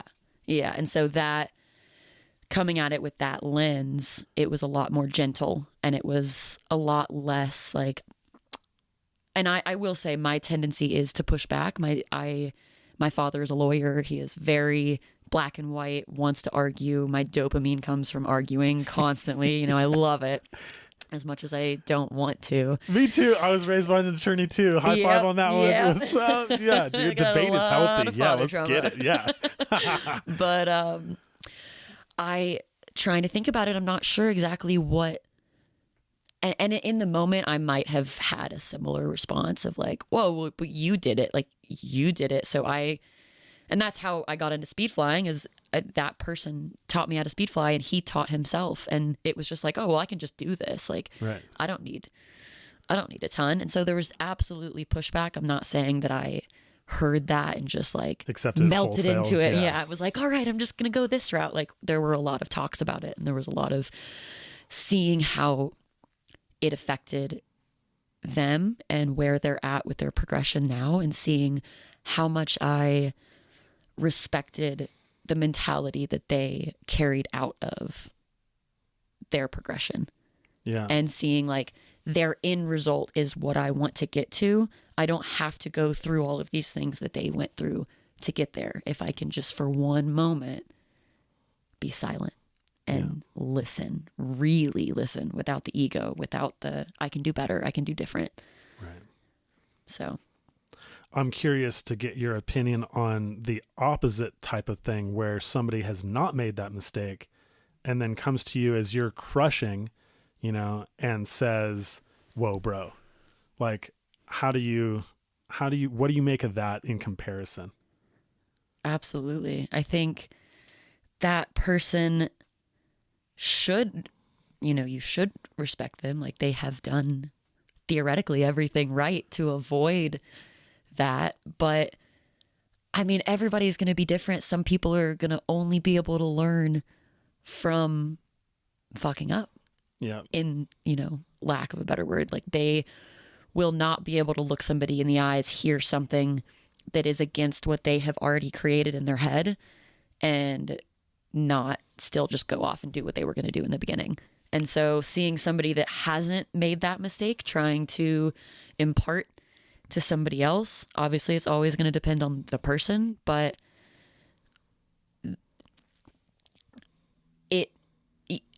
you can't win. It holds, you want to think it holds less weight because they didn't experience that. How would they know? Like, oh, maybe their friend, maybe they're close to somebody, but your initial thought is, oh, well, how would you know? Yeah. See, that's where I kind of have questions, like, let me put it a more definitively. Somebody giving you a whoa bro speech on the like cutting edge that you're on, who has chosen to not approach that cutting edge, like you're doing something that they have chosen is too risky for them, but they are like also advising you on the right or wrongness of what you're doing. Super stoked to talk to you about it. Yeah. Yeah. I think the biggest issue there for me is that person who's coming to you not giving the time and space to understand where you're at. Because if they were genuinely trying to impart knowledge on you to better the sport, the community, they don't want to see you go in, whatever it is, you would hope that they would want to give the proper time to listening to where you're at before they come with this barreling in. Yeah. But a lot of the times you see those people that haven't approached that edge, but have a lot to say about it, coming in hot with the ego and with just so much to say, because they want to hear themselves talk, or they want to have the guise of being the hero and the person that's going to change everything. And they didn't get there. And so what are you competition to them? Are you, what are they benefiting? What are they getting out of coming to you with this? And I think if you understand that and it aligns with where you're at, it could be really helpful. And if they're coming at you with, the intent of ego and just hearing their own voice, like that does come across really quickly. So I know that you've got a fair amount of experience with both sides of things. I'm curious to ask you like how you've received various approaches, and if you've got any, conclusions or ideas about how we improve the approach overall. Yeah. I mean, I think the first thing that comes to mind for me is how similar, and I'm sure how many parallels that everybody can draw from this conversation of how do we impart this knowledge on the younger generation, the next generation, and in life, like all of, the boomers versus the millennials versus the Gen Z, like we have lived it. We have made mistakes. We want to impart to you guys that you can learn from these without the heartache. consequences. Yeah, exactly. But I also see in that same light, the tone that it's being taken with is less respect for the work that that person has done or the place that they're in currently. Like I think about the whole Tide Pod debacle, you know, where all these boomers and dude, I didn't even know until not that long ago that the whole, you know, Gen Z's eating Tide Pods, like this whole forbidden fruit was a joke and a jab at the older generations. Yeah. And that like these generations won't listen to us. They don't even think, like, they think that we're actually going to sit here and pop these Tide Pods because of course they do look delicious, you know, like, right. They yeah. really do. And knowing that and thinking like, oh, wow. So we're coming at these conversations with the same distance between me and you that I explained earlier, this magical, like I'm so much farther, like I've experienced so many more things, et cetera, that automatically puts that person below us in a much smaller position and doesn't really give them the respect and the time of day that they deserve as their own humans. You know, they're not just extreme beginners in this sport. They're people that have lived full lives and that have a ton of other experiences that could help and bring to the table. And I think all anybody ever wants is to be validated. Yeah. And so hearing somebody come to you and just start spewing because, you know, they have good intentions and they care and they really want to see they want to see this sport and this community grow and progress. And not lose so many people. And not, like, we're all tired of watching all of our friends go in. Like the intent is very pure and very good. But if you don't start by recognizing where each individual person is at already, you make them feel invalidated. And the second they feel like they've been put in an inferior position, like they are. Yeah, they balk. Like there's a magic, you know, cloud in between you two that you can't quantify and that you can't express. It's going to be way denser. It's going to be way more difficult to get through to them because you're treating them almost like a child, because they are. I mean, in aspect, they are a child in the base world. Like they don't, they are teeny tiny babies. They don't know anything. They jump off bridge. It goes well. Yay. You know? I mean, I think we're all are, and I don't take it as a knock. Like, I think we're a very childish community, and I love that about us. Like, we're like, you know, experiencing this like inner childlike wonderment of flight, you know, like everything that every third grade teacher told us wasn't possible. And now here we are. What's up? You know, Mrs. Toland. What would I do if anything. Exactly. My friends jumped off a cliff and I did too. Suck it. So, okay. It sounds like the first step then is, you know, trying to meet somebody where they're at and respect that, like, it's maybe like higher than we give them credit for. Yeah. You know, so does it like soften the blow when I approach you and say like, hey, look, okay, I saw what you just did. Let's start here. You're a Formula 3 driver. I'm a Formula 1 driver. Yeah. Okay. Let's just start there. You're an incredible athlete, right? Obviously, you would have to be. Yeah. Because like if you weren't, you'd certainly be dead. Yeah. And then we go from there. Yeah, and I think this is something that a lot of people already know, and that you, I think, especially are very good at, is at the very beginning, you're not spewing knowledge, you're asking questions. You're getting as much of a feel for where they're at as you can. You're asking, instead of, oh my God, I watched you almost just go in, what the hell happened? Right. It's, hey, how did that jump go for you? You know, where, like, don't include, you know, you're not trying to trauma dump on people. Exactly. Yeah. Because also, you know, you're maybe not acknowledging how traumatic watching somebody watching somebody fuck up that hard. Right. Like you might not be, like we talked about, processing that. And so you coming to them with the best intentions, like, you know, I watched my friend die this way. I almost watched you die this way. I don't want to watch you die this way. It's just trauma dumping on them and exploding onto, you have no idea what you're exploding onto. You don't have no idea the canvas that's in front of you and what they've experienced. And so asking them and really, really sitting down and getting a feel for where they're at and how they felt about whatever it is you're talking about, I'd say would be step number one. Yeah, man. And then explaining, the nuances. Yeah, all the race car driver stuff and all that, like. Man, I lived that exact experience the other day. I was at the bridge, and a group of us were watching a class that had already graduated. Like, they had come off their jump course and now they're practicing stuff. And this jumper goes to do a rear floater, which they like understood in concept, I believe. Like, they had like been explained the theory of it, but not so much like taught the proper mechanics to it.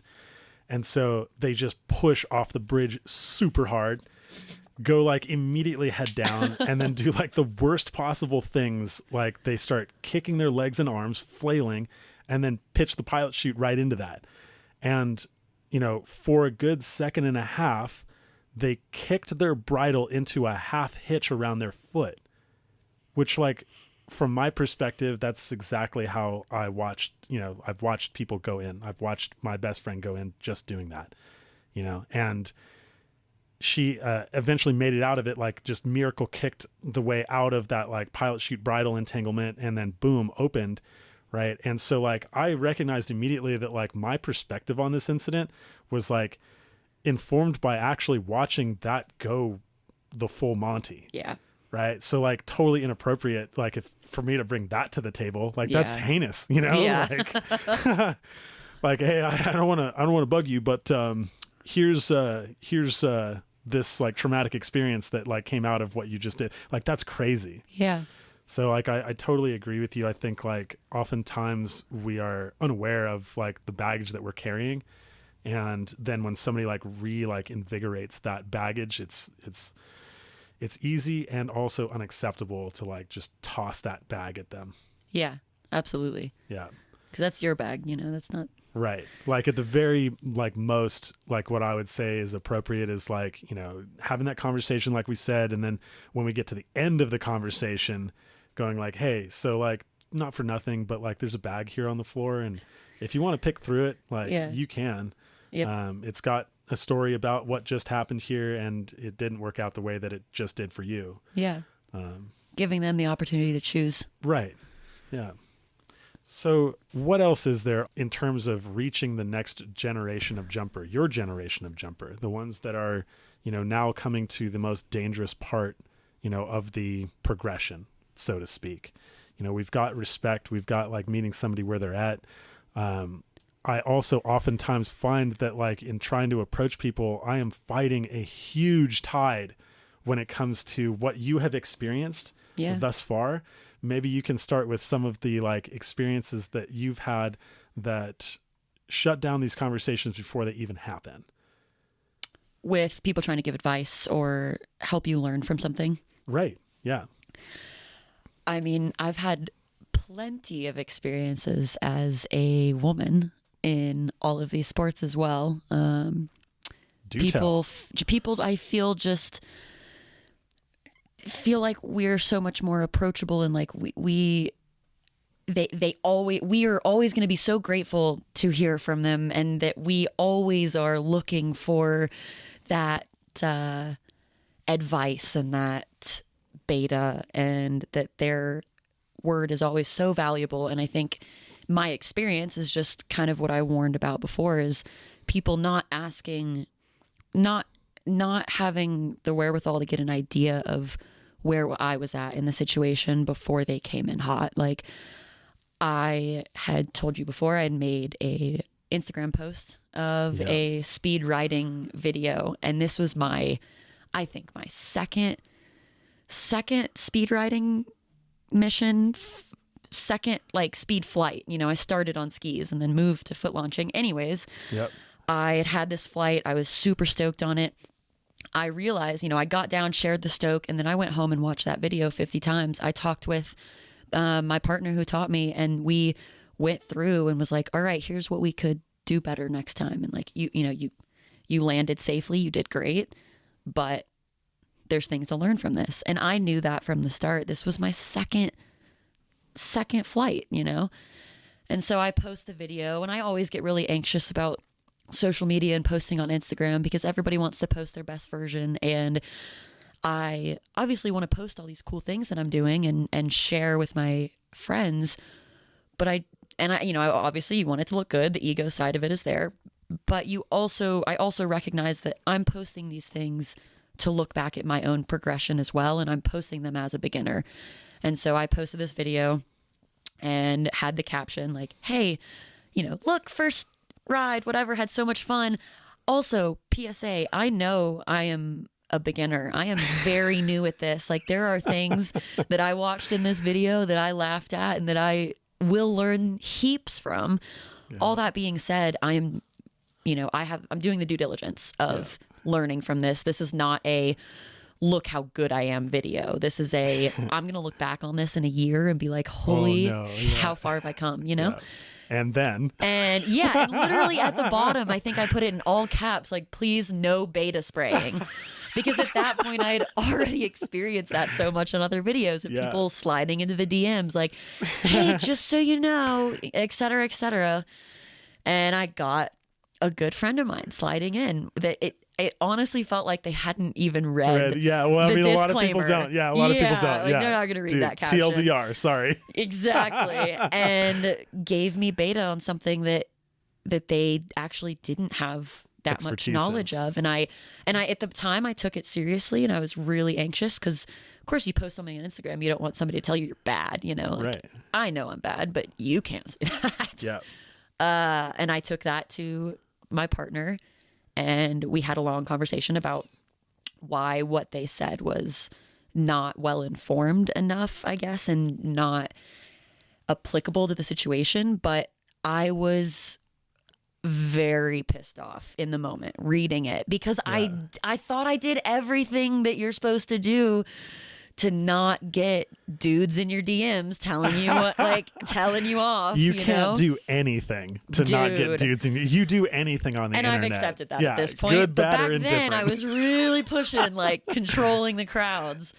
And it frustrated me so much because this person didn't ask me enough questions, didn't really get a feel for where I was at, and didn't speed ride. They were very good at speed flying, but they didn't ski. And that was the biggest difference was, their experience. But for me, just having that person come in so hot and with so much ego immediately shuts it down. And you do not want to listen to anything they're having to say because they're not listening to you. Why would I listen to you if you're not going to hear me out and understand my experience? And that person didn't even go to read it was like 6 sentences. It wasn't like a giant whole thing before they shot into my DMs and started messaging me. Like they didn't give the time of day to reading my experience with what I just did. Yeah. They just went straight into it. And I think that's the biggest overarching theme is it feels like you can tell when the ego takes over. And as a woman in the sport and in all of these sports, I am also very quick to assume that people's ego is what's driving them because I'm seeing so many people want to say something to you and want to explain their point of view, and it doesn't. And your point of view might be super valid and you might have things that would save my life in the future, but if you're coming at it with yourself in mind and not with the other person, they're not going to listen. And I in that moment I did take seriously what he had to say. I mean, after the moment of who the fuck is this guy, sucker coming through. Yeah, exactly. I'm like, wait, this is somebody that loves and cares about me and I revere as a friend. They're doing this for a reason. But the goal, I don't know, the goal in reaching people without pushing them away. Yeah, it's a tough one. It's so hard. Yeah, and I can say that it's gotten increasingly tougher for me because, like, okay, let me give you an example. Like, I was trying to reach somebody the other day for something that I, actually was sent to me. At this point in my career, many people just send me, I'll get, the same video 10 times from 10 different people. Send you the wayward jumpers. Yeah, exactly. Like, hey, fix this guy. And I'm like, oh my God, okay, like I'll send it. You're right. Like this is My on the responsibility line. in Yeah, this. but like, hey, like now I know about it. So let me try and cold call this person. And especially with female jumpers, like the disclaimers that I have to go through in order to even open the door to the conversation Huge. are huge. Like I had to go through 2 days of back and forth just to like kind of, explain where I was even coming from in the first place, which I actually have a great email that I saved from Matt Gerdes like 10 years ago where he was told about one of our friends that was over the line. And, he wrote this lengthy and very, very, I don't know how to put it, very caring email about how he even was aware of the thing that was happening.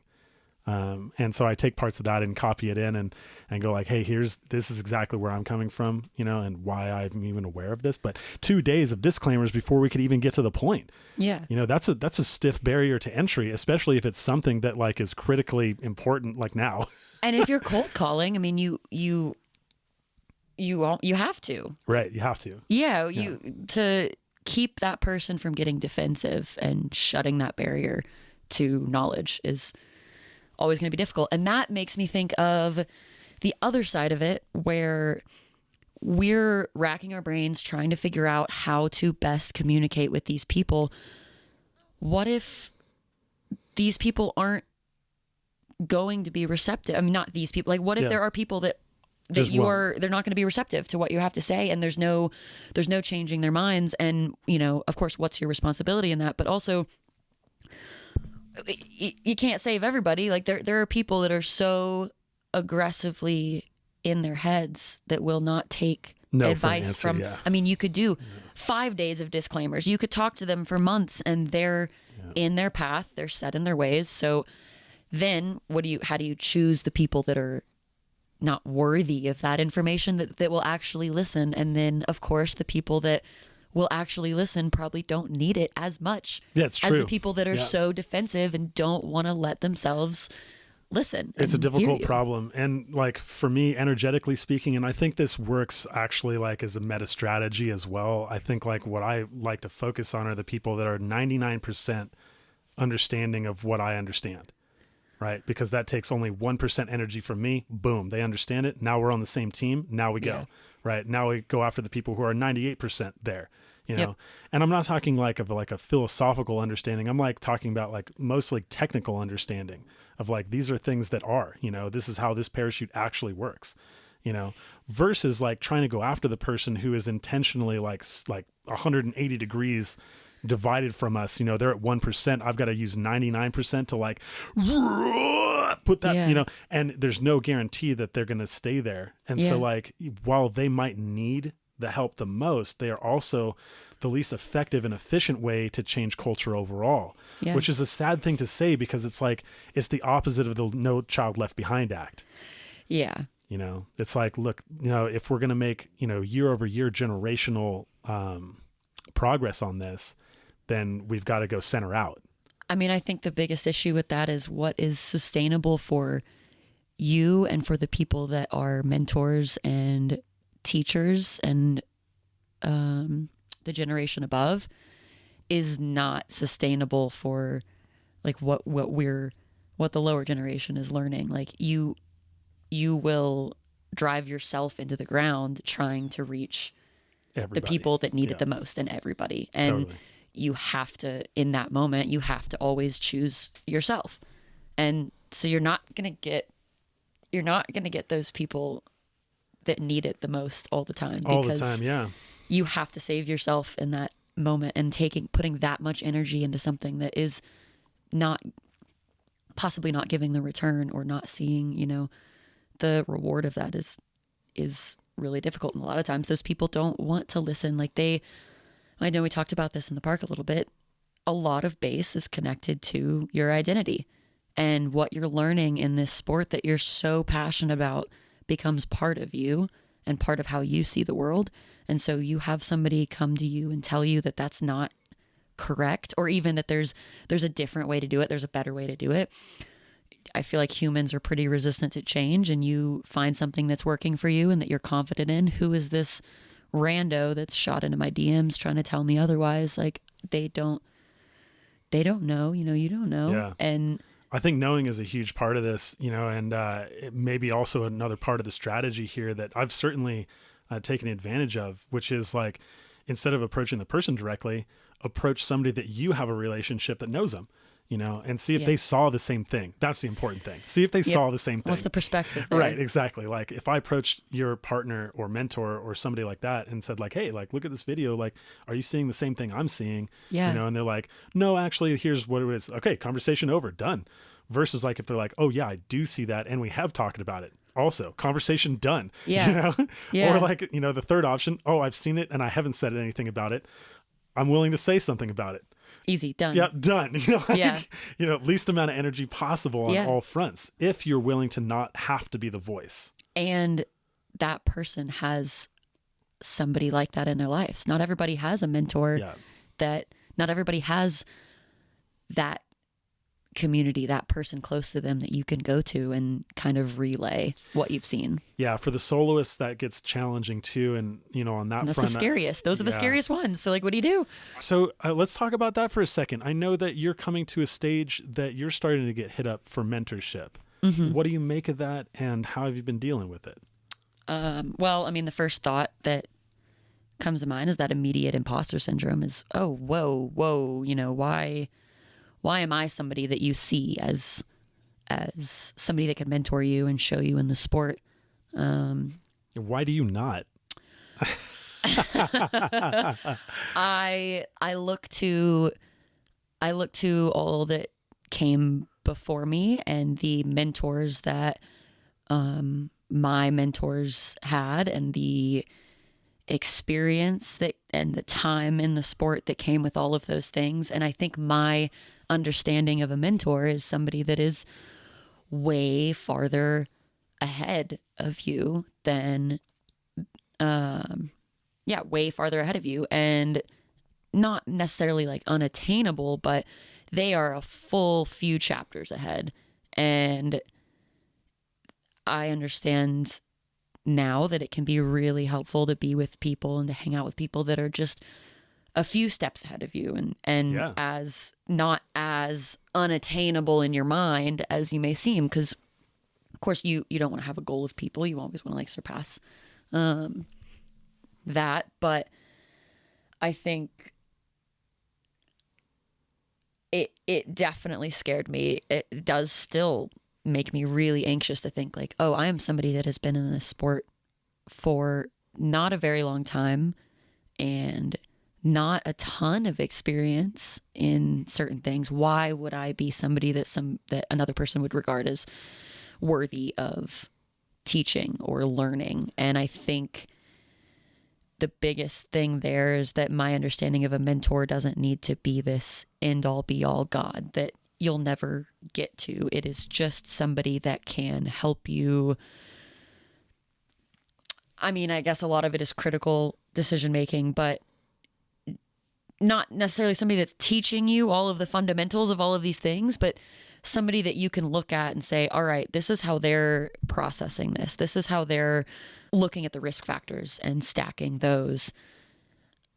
Just being around that is huge. And so I might not be, I'm definitely not the person that somebody's going to come to and chat a ton of theory and a ton of really heavyweight base stuff. But if I'm going out on an exit with somebody, they could very well listen to my thought process out loud about what I'm revering as a threat, what's different, what's the same, how am I feeling about this jump, like what decisions am I looking at in front of me.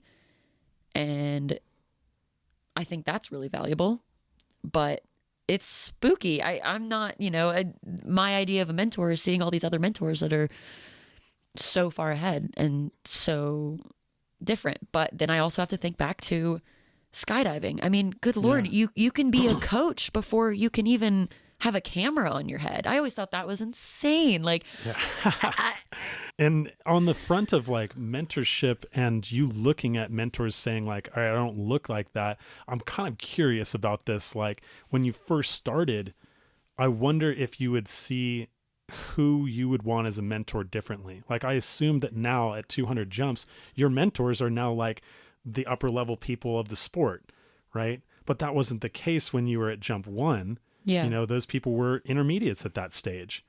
And so, like, if you're judging yourself based on the same criteria of what you're experiencing now, then, like, yeah, clearly, like, you know, you are not the mentor of, you know, the same caliber as the person that's mentoring you right now. Yeah.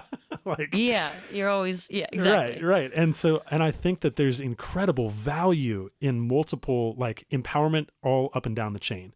You know, like, case in point, there are some people that I just will not be able to understand because the gap between us is too big. Yeah. That you will be able to empathize with because you're closer to, like, understanding their mindset. Absolutely. And they're closer to being able to, like, say, you're at a position exactly where I want to be. Exactly. Right. And that's part of the problem with starting to gain experience and knowledge and turn some of the things that were cognitive decisions into intuition. You know, like nowadays when I go out in wingsuit, it's totally intuitive. You know, it's not mechanical. And so explaining it to somebody takes a lot of effort and time because I'm not at where they're at. I'm not working on the same things they're working on. Yeah. For you just do it. I just do it. Yeah. So, like, I think there's incredible value in you being exactly in the place that you are and picking up the pieces on people that see you as somebody to look up to, but also you're somebody that's super approachable to them. Yeah. I'm a lot more relatable than... A lot more relatable. Yeah. Like somebody could, like, definitively say, you're exactly the jumper that I want to be right now. Yeah. You know? Exactly. Way more attainable than, you know, the best... Right. in like, the world. Yeah. You say that to somebody like Tomek and you're like, okay, I want to be exactly like the jumper that you are right now. And he's like, okay, well then, yeah, I'll see you in 10 years. 10 years. Right. Yeah. Like, and then I can help you. Like, until then, just don't die. Yeah, exactly. Like you're not going to understand until then. So, right. So what do you make of that? Like, does that resonate with you, sit right with you? Oh, absolutely. It definitely starts to rewire my understanding of, number one, where I'm at, and number two, you know, my voice in all of it and what I can do to help is more than I think. Totally. And thinking about it in that perspective, absolutely, my voice matters in being that approachable. You know, you will be where I am much sooner than you probably think you will, you know, because I'm not, in the grand scheme of things, I'm really not that far ahead of the person that just did their first jump course. And, right. We're all like, not I'm that right far there. apart. We're all not, like, you're not that far apart from me. You're not that far apart from, like, the base jump. We're all, like, you know, we've met that criteria, you know? I also think mathematically it gets really challenging when we look to the, like, most experienced people to mentor everybody. Like, mathematically that just doesn't work out. Yeah. Right. And as much as you want that knowledge from that specific person, like you talked about before, everybody's going to learn differently. Everybody's going to benefit from different communication styles and different ways of learning, I mean, generally. And so slowly but surely, I definitely have been able to have a voice in group conversations in person. And a lot of it is less specific people coming to me for like an organized mentorship position, you know. It's more roundtable discussion with friends where one person is newer and asking a group, or just trying to get any sort of feedback, and you can come out with them with, this is my experience. And so I think it's been really valuable for me because it also keeps me sharp and keeps me wanting to learn. You know, a lot of people are asking questions that I hadn't even asked yet. So I'm like, oh, now I have to think about this too. This is really interesting. It's really I love interesting. this. Yeah. See, I think that goes both ways. That is like the cornerstone to a healthy mentorship relation, in my opinion, is that it's mutually beneficial.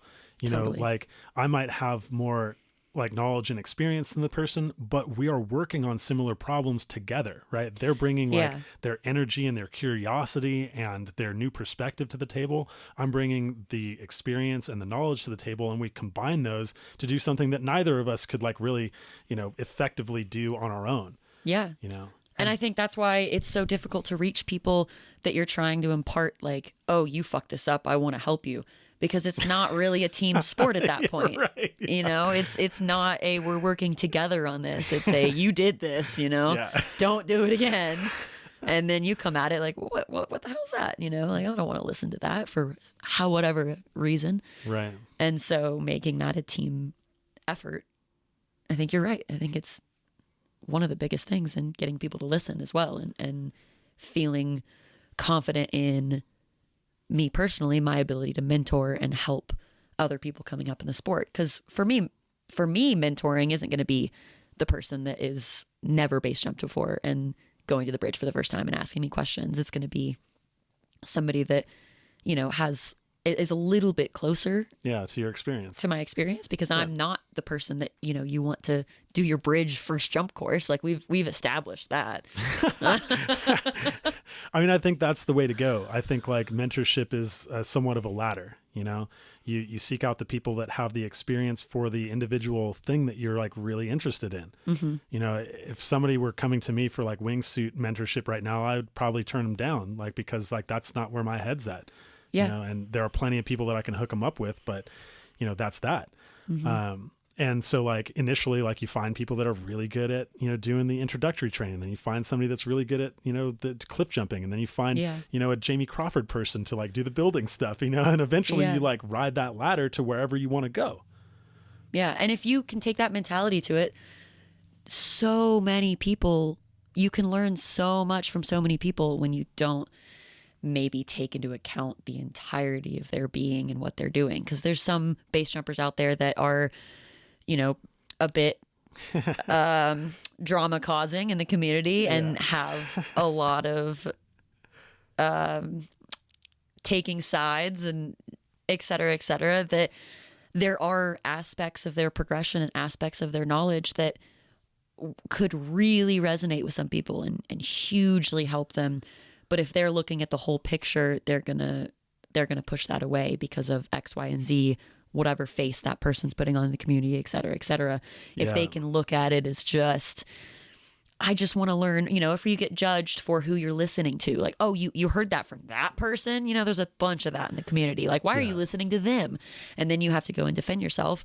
But a lot of it can be valid as well. Yes, that person is really sketchy in X, Y, and Z, but I'm aware of that and I'm learning ABC from them. Like if I can give everybody out there some Teflon, and you especially, I can say that like anyone that's approaching that conversation by bringing up reputation first is wrong. They're just wrong. Yeah. Like, look, like this is a game of life and death. Mm-hmm. You know, all personal drama and bullshit aside, if somebody's got something relevant to tell you, like they could be the worst person in the world.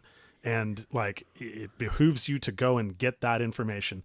Like if you listen to Jacob Gardner's episode, he talks a lot about how he accrued all of the knowledge in rigging. And there are some like prickly characters in rigging. Yeah. You know, and he's just like, I just didn't give a shit. Like I just needed the knowledge. I needed to know how to do this stuff. And so I suffered through everything else that like I was put through just to do it. You know, and hopefully like you don't have to do that too much. Like base jumping, there's a fair variety of people. But I do think people get caught out in like only wanting to interact with people that they like, you know, that are fun. And that narrows the pool. Substantially, you know, and my advice on that front is like, look, all these people are around to like hang out with and jump with and party with and have a great time. And they can be your best friends in the world. But also like understand that there's a job to be done. The job to be done initially is to get excellent at this thing. And, you know, you can do that in a ton of different ways and the person might not mesh. Like I certainly have, you know, stopped meshing quite, you know, the same as I used to with, you know, the really gung-ho Sandy jumpers, you know, like even though I was definitely one of those people for 10 years, you know, and similarly, like there are people that are more mathematically minded, more analytic, more intuitive, more emotional, you know, that you get along with on a human level better, but are not necessarily the right people to teach you one element of the sport.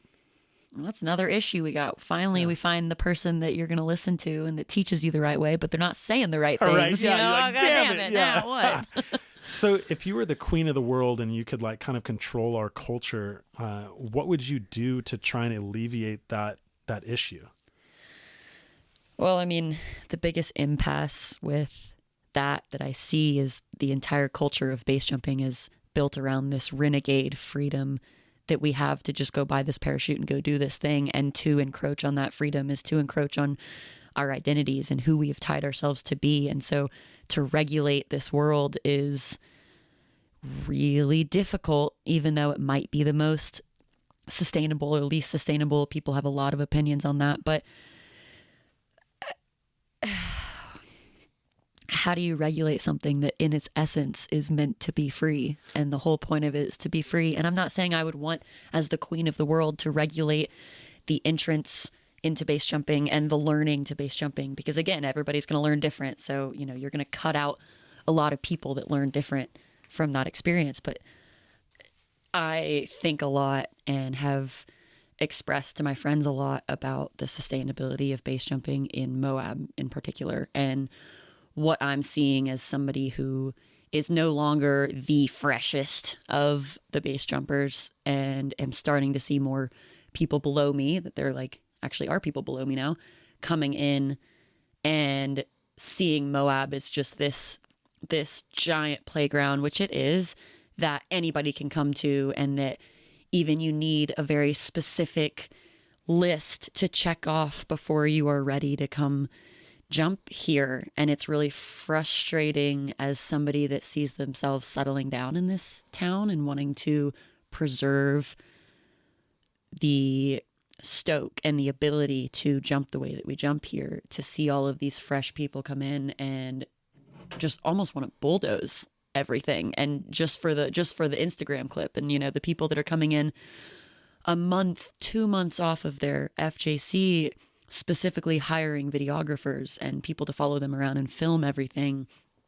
And it's frustrating to see people come into the sport with a mentality that is different from your own, but even more so a mentality that is dangerous to the sport. And the people that have so much stoke that they're not willing to listen, because in their mind, any feedback is dulling their sparkle, dulling their excitement, and you're killing their spirit, when in reality you want to see them as much as they want to see them continue jumping for the rest of their life. Yeah, of course, and crush it. And your principal interest is always going to be yourself and self-preservation. And I think a lot of people in Moab, I'm starting to slowly see why not everybody, when you come here, is the most bubbly, friendly, excited to take you on adventures person. Is not because they have an issue with you, is they're trying to protect themselves and their way of life with jumping. And on that note, it takes me to something else that I see that I don't think people respect enough in Moab during Turkey Boogie, and just generally in the sport with big groups of people, is the concept of party loads, and the thought that it's also casual until it's not. And when I'm looking at who I'm jumping with and the big groups, I'm not just looking at who I get to share the stoke with. I'm looking at who I'm going to be rescuing, and I'm looking at who's going to be rescuing me. Yep. And that has changed my mentality with jumping so much, as I feel a lot more confident in my decision making of, I'm going to tolerate this or I'm not going to tolerate this. I'm going to remove myself from a situation that could potentially end poorly. And it's not something that may be my responsibility to save that person from whatever incident might or might not occur. We don't know. But I can remove myself from the situation and not be a part of it if I don't agree with it. And so it's so scary during Turkey Boogie, because people will show up to the park and everybody's out for themselves. They're not out for the crew, for the betterment of you at all times. If you're in a group and some rando comes up and asks if they can join a load that you're already talking publicly about, like what's gonna do? Yeah, and there's always gonna be people that are gonna just let that happen, and that's fine. But the newbies have to understand that they're not out for your best interest. They're not really thinking, is this something that this person is prepared for, this approach, this jump, this exit, whatever it is. That's on you. And furthermore, more so than who am I going to rescue, who's going to rescue me, it's still really fun to be in big whole groups and jump with a bunch of people. It's just recognizing the risk factor that adds. And I think there's a lot of people I've noticed that don't respect that as a risk factor. They don't think about how decision making can change in a group, and the group think, and they don't think, well, what happens? Like, I had an instance that frustrated me quite a bit that I reflected on and realized was mostly on me for the way that I set it up. But I had a bunch of people that I really cared about and that used to live in Moab that no longer did, visiting. They were only here for a short amount of time. Of course, it was right in the middle of Thanksgiving week. I wanted to share a really special jump with them that I had not done before. And it was a very hairy, technical-ish, everything goes right and it's great, everything goes wrong and you're screwed jump. So in my mind, the first thing was, how are we managing risk in this situation? And what I should not have done is a party load. That was already an issue. But in my mind, less than 10 people, they're all people that I have an intimate knowledge of their jumping. I know them very well. They know me very well. I would feel comfortable and confident in any emergency situation with these 10 people. Yeah. And I emphasized, and I'm a newer jumper. I'm not somebody that enjoys putting together loads for people. You know, I'm not the person that's like gathering the troops to go do all these cool things. I'm joining you, or I'm going off on my own and doing what I'm comfortable with in a very small number of people that I like. So I set the stage of planning this jump with people that were in town and said very specifically, hey, I want to manage risk here. I love everybody that's in town right now. There's so many people here that I would love to jump with. This is not me saying I don't want to jump with you. This is me in self-preservation mode, trying to make sure everybody gets down safely on something that I am taking responsibility for. Like, this was the first time that I had put together a load like this where, like, hey, I'm telling people where to meet. I'm telling people what to do if something goes wrong. I'm responsible. Yeah. A lot more than I have been in the past. And so I was trying to be very clear with what I was comfortable with in that responsibility. Yeah. And that was not adding people to the load. Yeah, I 100% agree with you.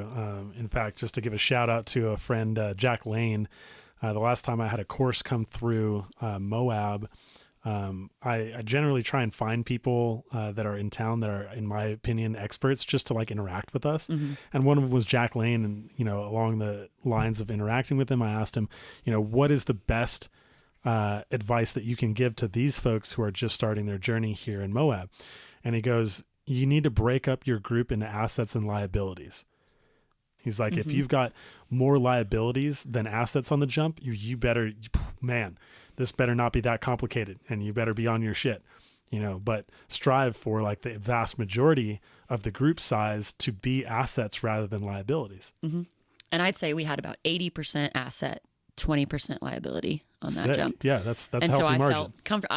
I curated very specifically the group, and it's not to say the people that I didn't pick like weren't good enough or this or that. It was just the people that in that moment I felt the most safe and comfortable with, and I could only choose 10. You know, even 10 was too many for this jump, truthfully. But in my mind, I wanted to jump with all my friends.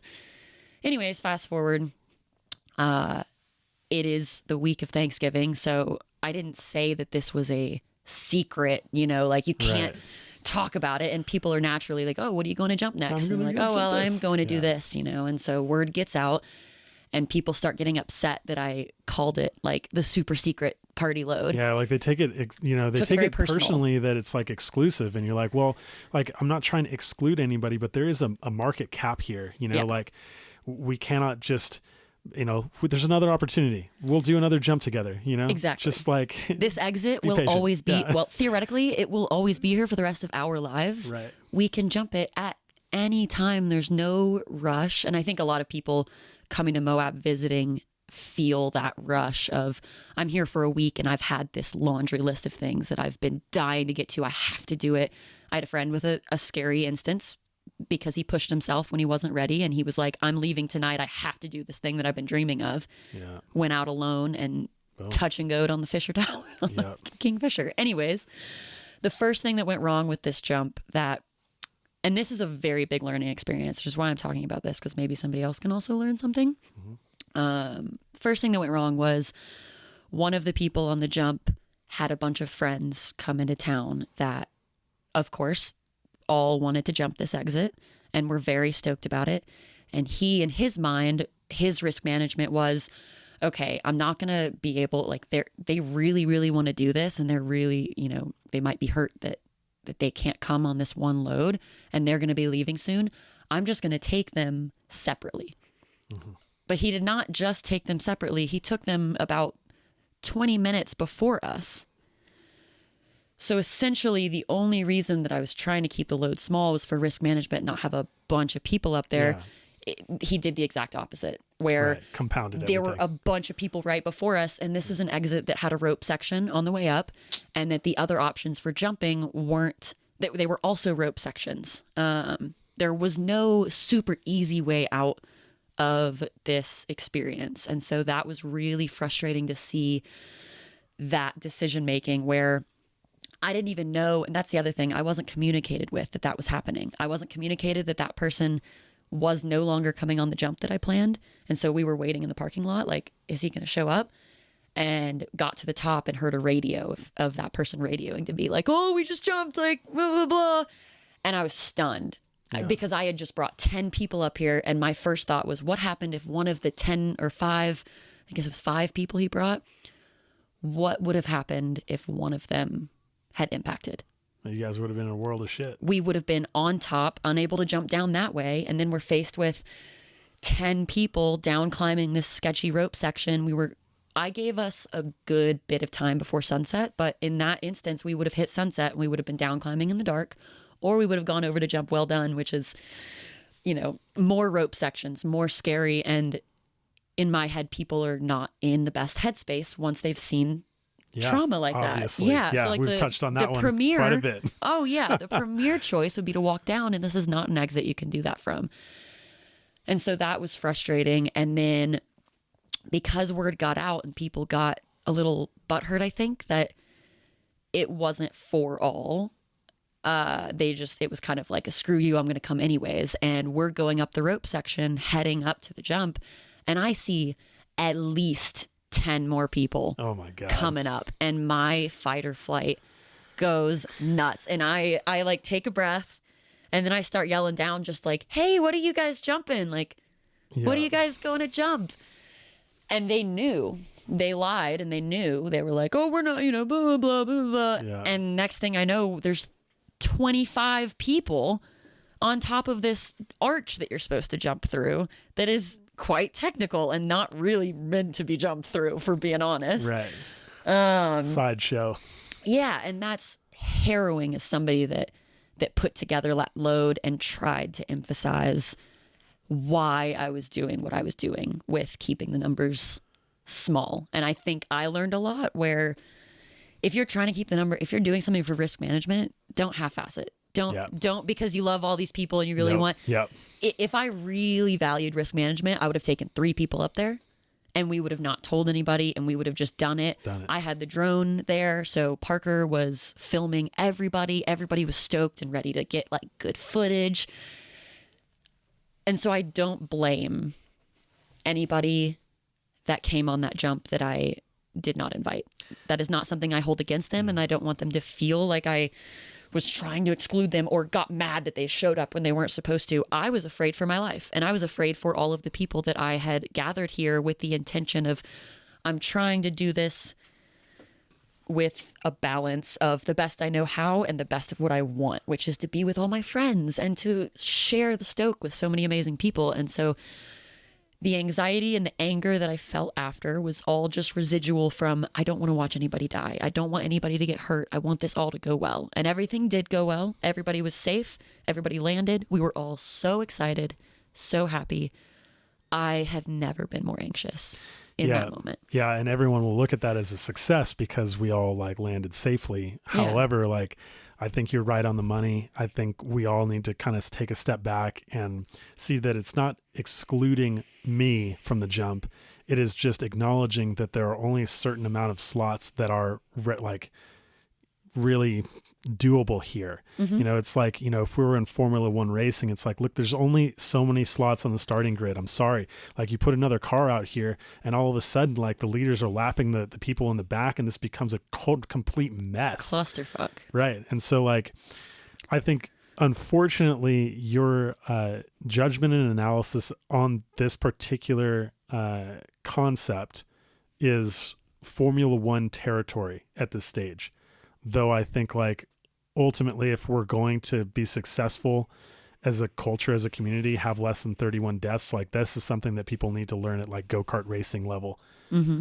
You know, like at the bridge, really. And Yeah. it's not taught. Like, you know, we go out there and it's like, okay, class is done. All right, everyone in the class separate, you know, all the way down the bridge. Like, let's grab all the friends, grab everybody else. Let's fucking hawk this shit with everybody we can, bro. Yeah. You know, and it's like, well, that's what they get taught. And it's like, well, why would you exclude me? I'm going to nail it. So, like, I'm not going to be part of this thing, you know, versus you looking at it critically from a responsibility perspective and saying, statistically, if we've got 20 people up here, that doesn't just like incrementally increase the risk, it exponentially increases the risk. Huge. Yeah.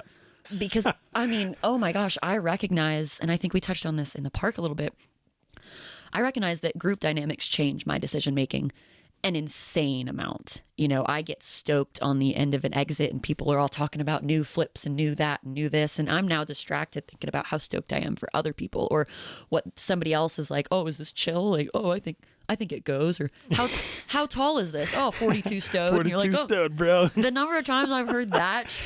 Okay, do you know the background story to this one? There's like somewhat of a background to that sentiment, like becoming popularized. I know that I have heard it, but I cannot off the top of my head. So please, yeah. indulge. So where I first came across this was Luke Chappell. Luke Chappell is an Australian base jumper in the 2000 teens. Very sendy, very gung ho.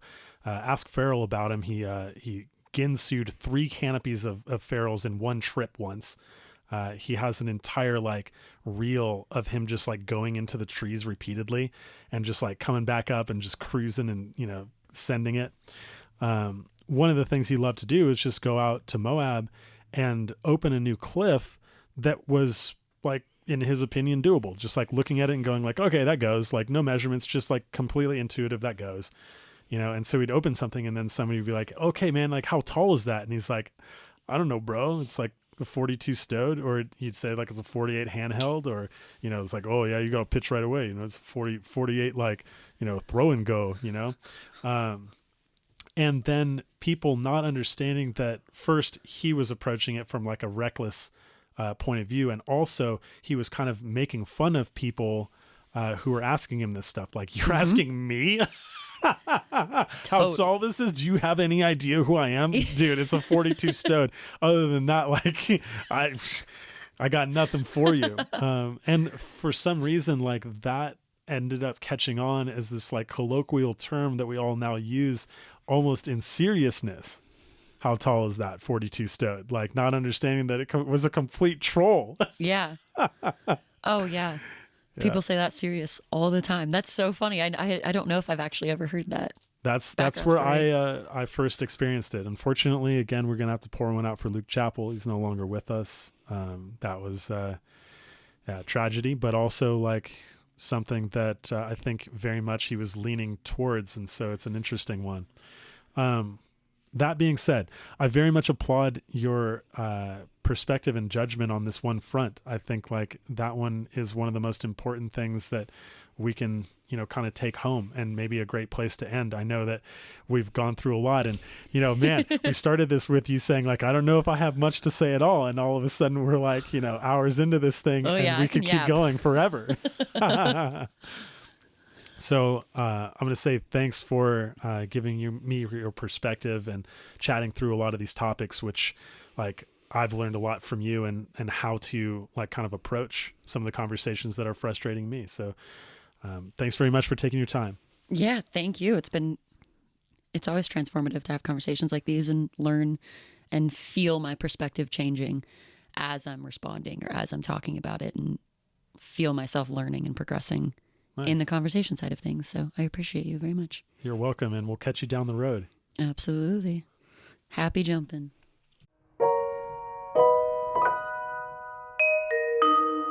We hope you enjoyed this episode.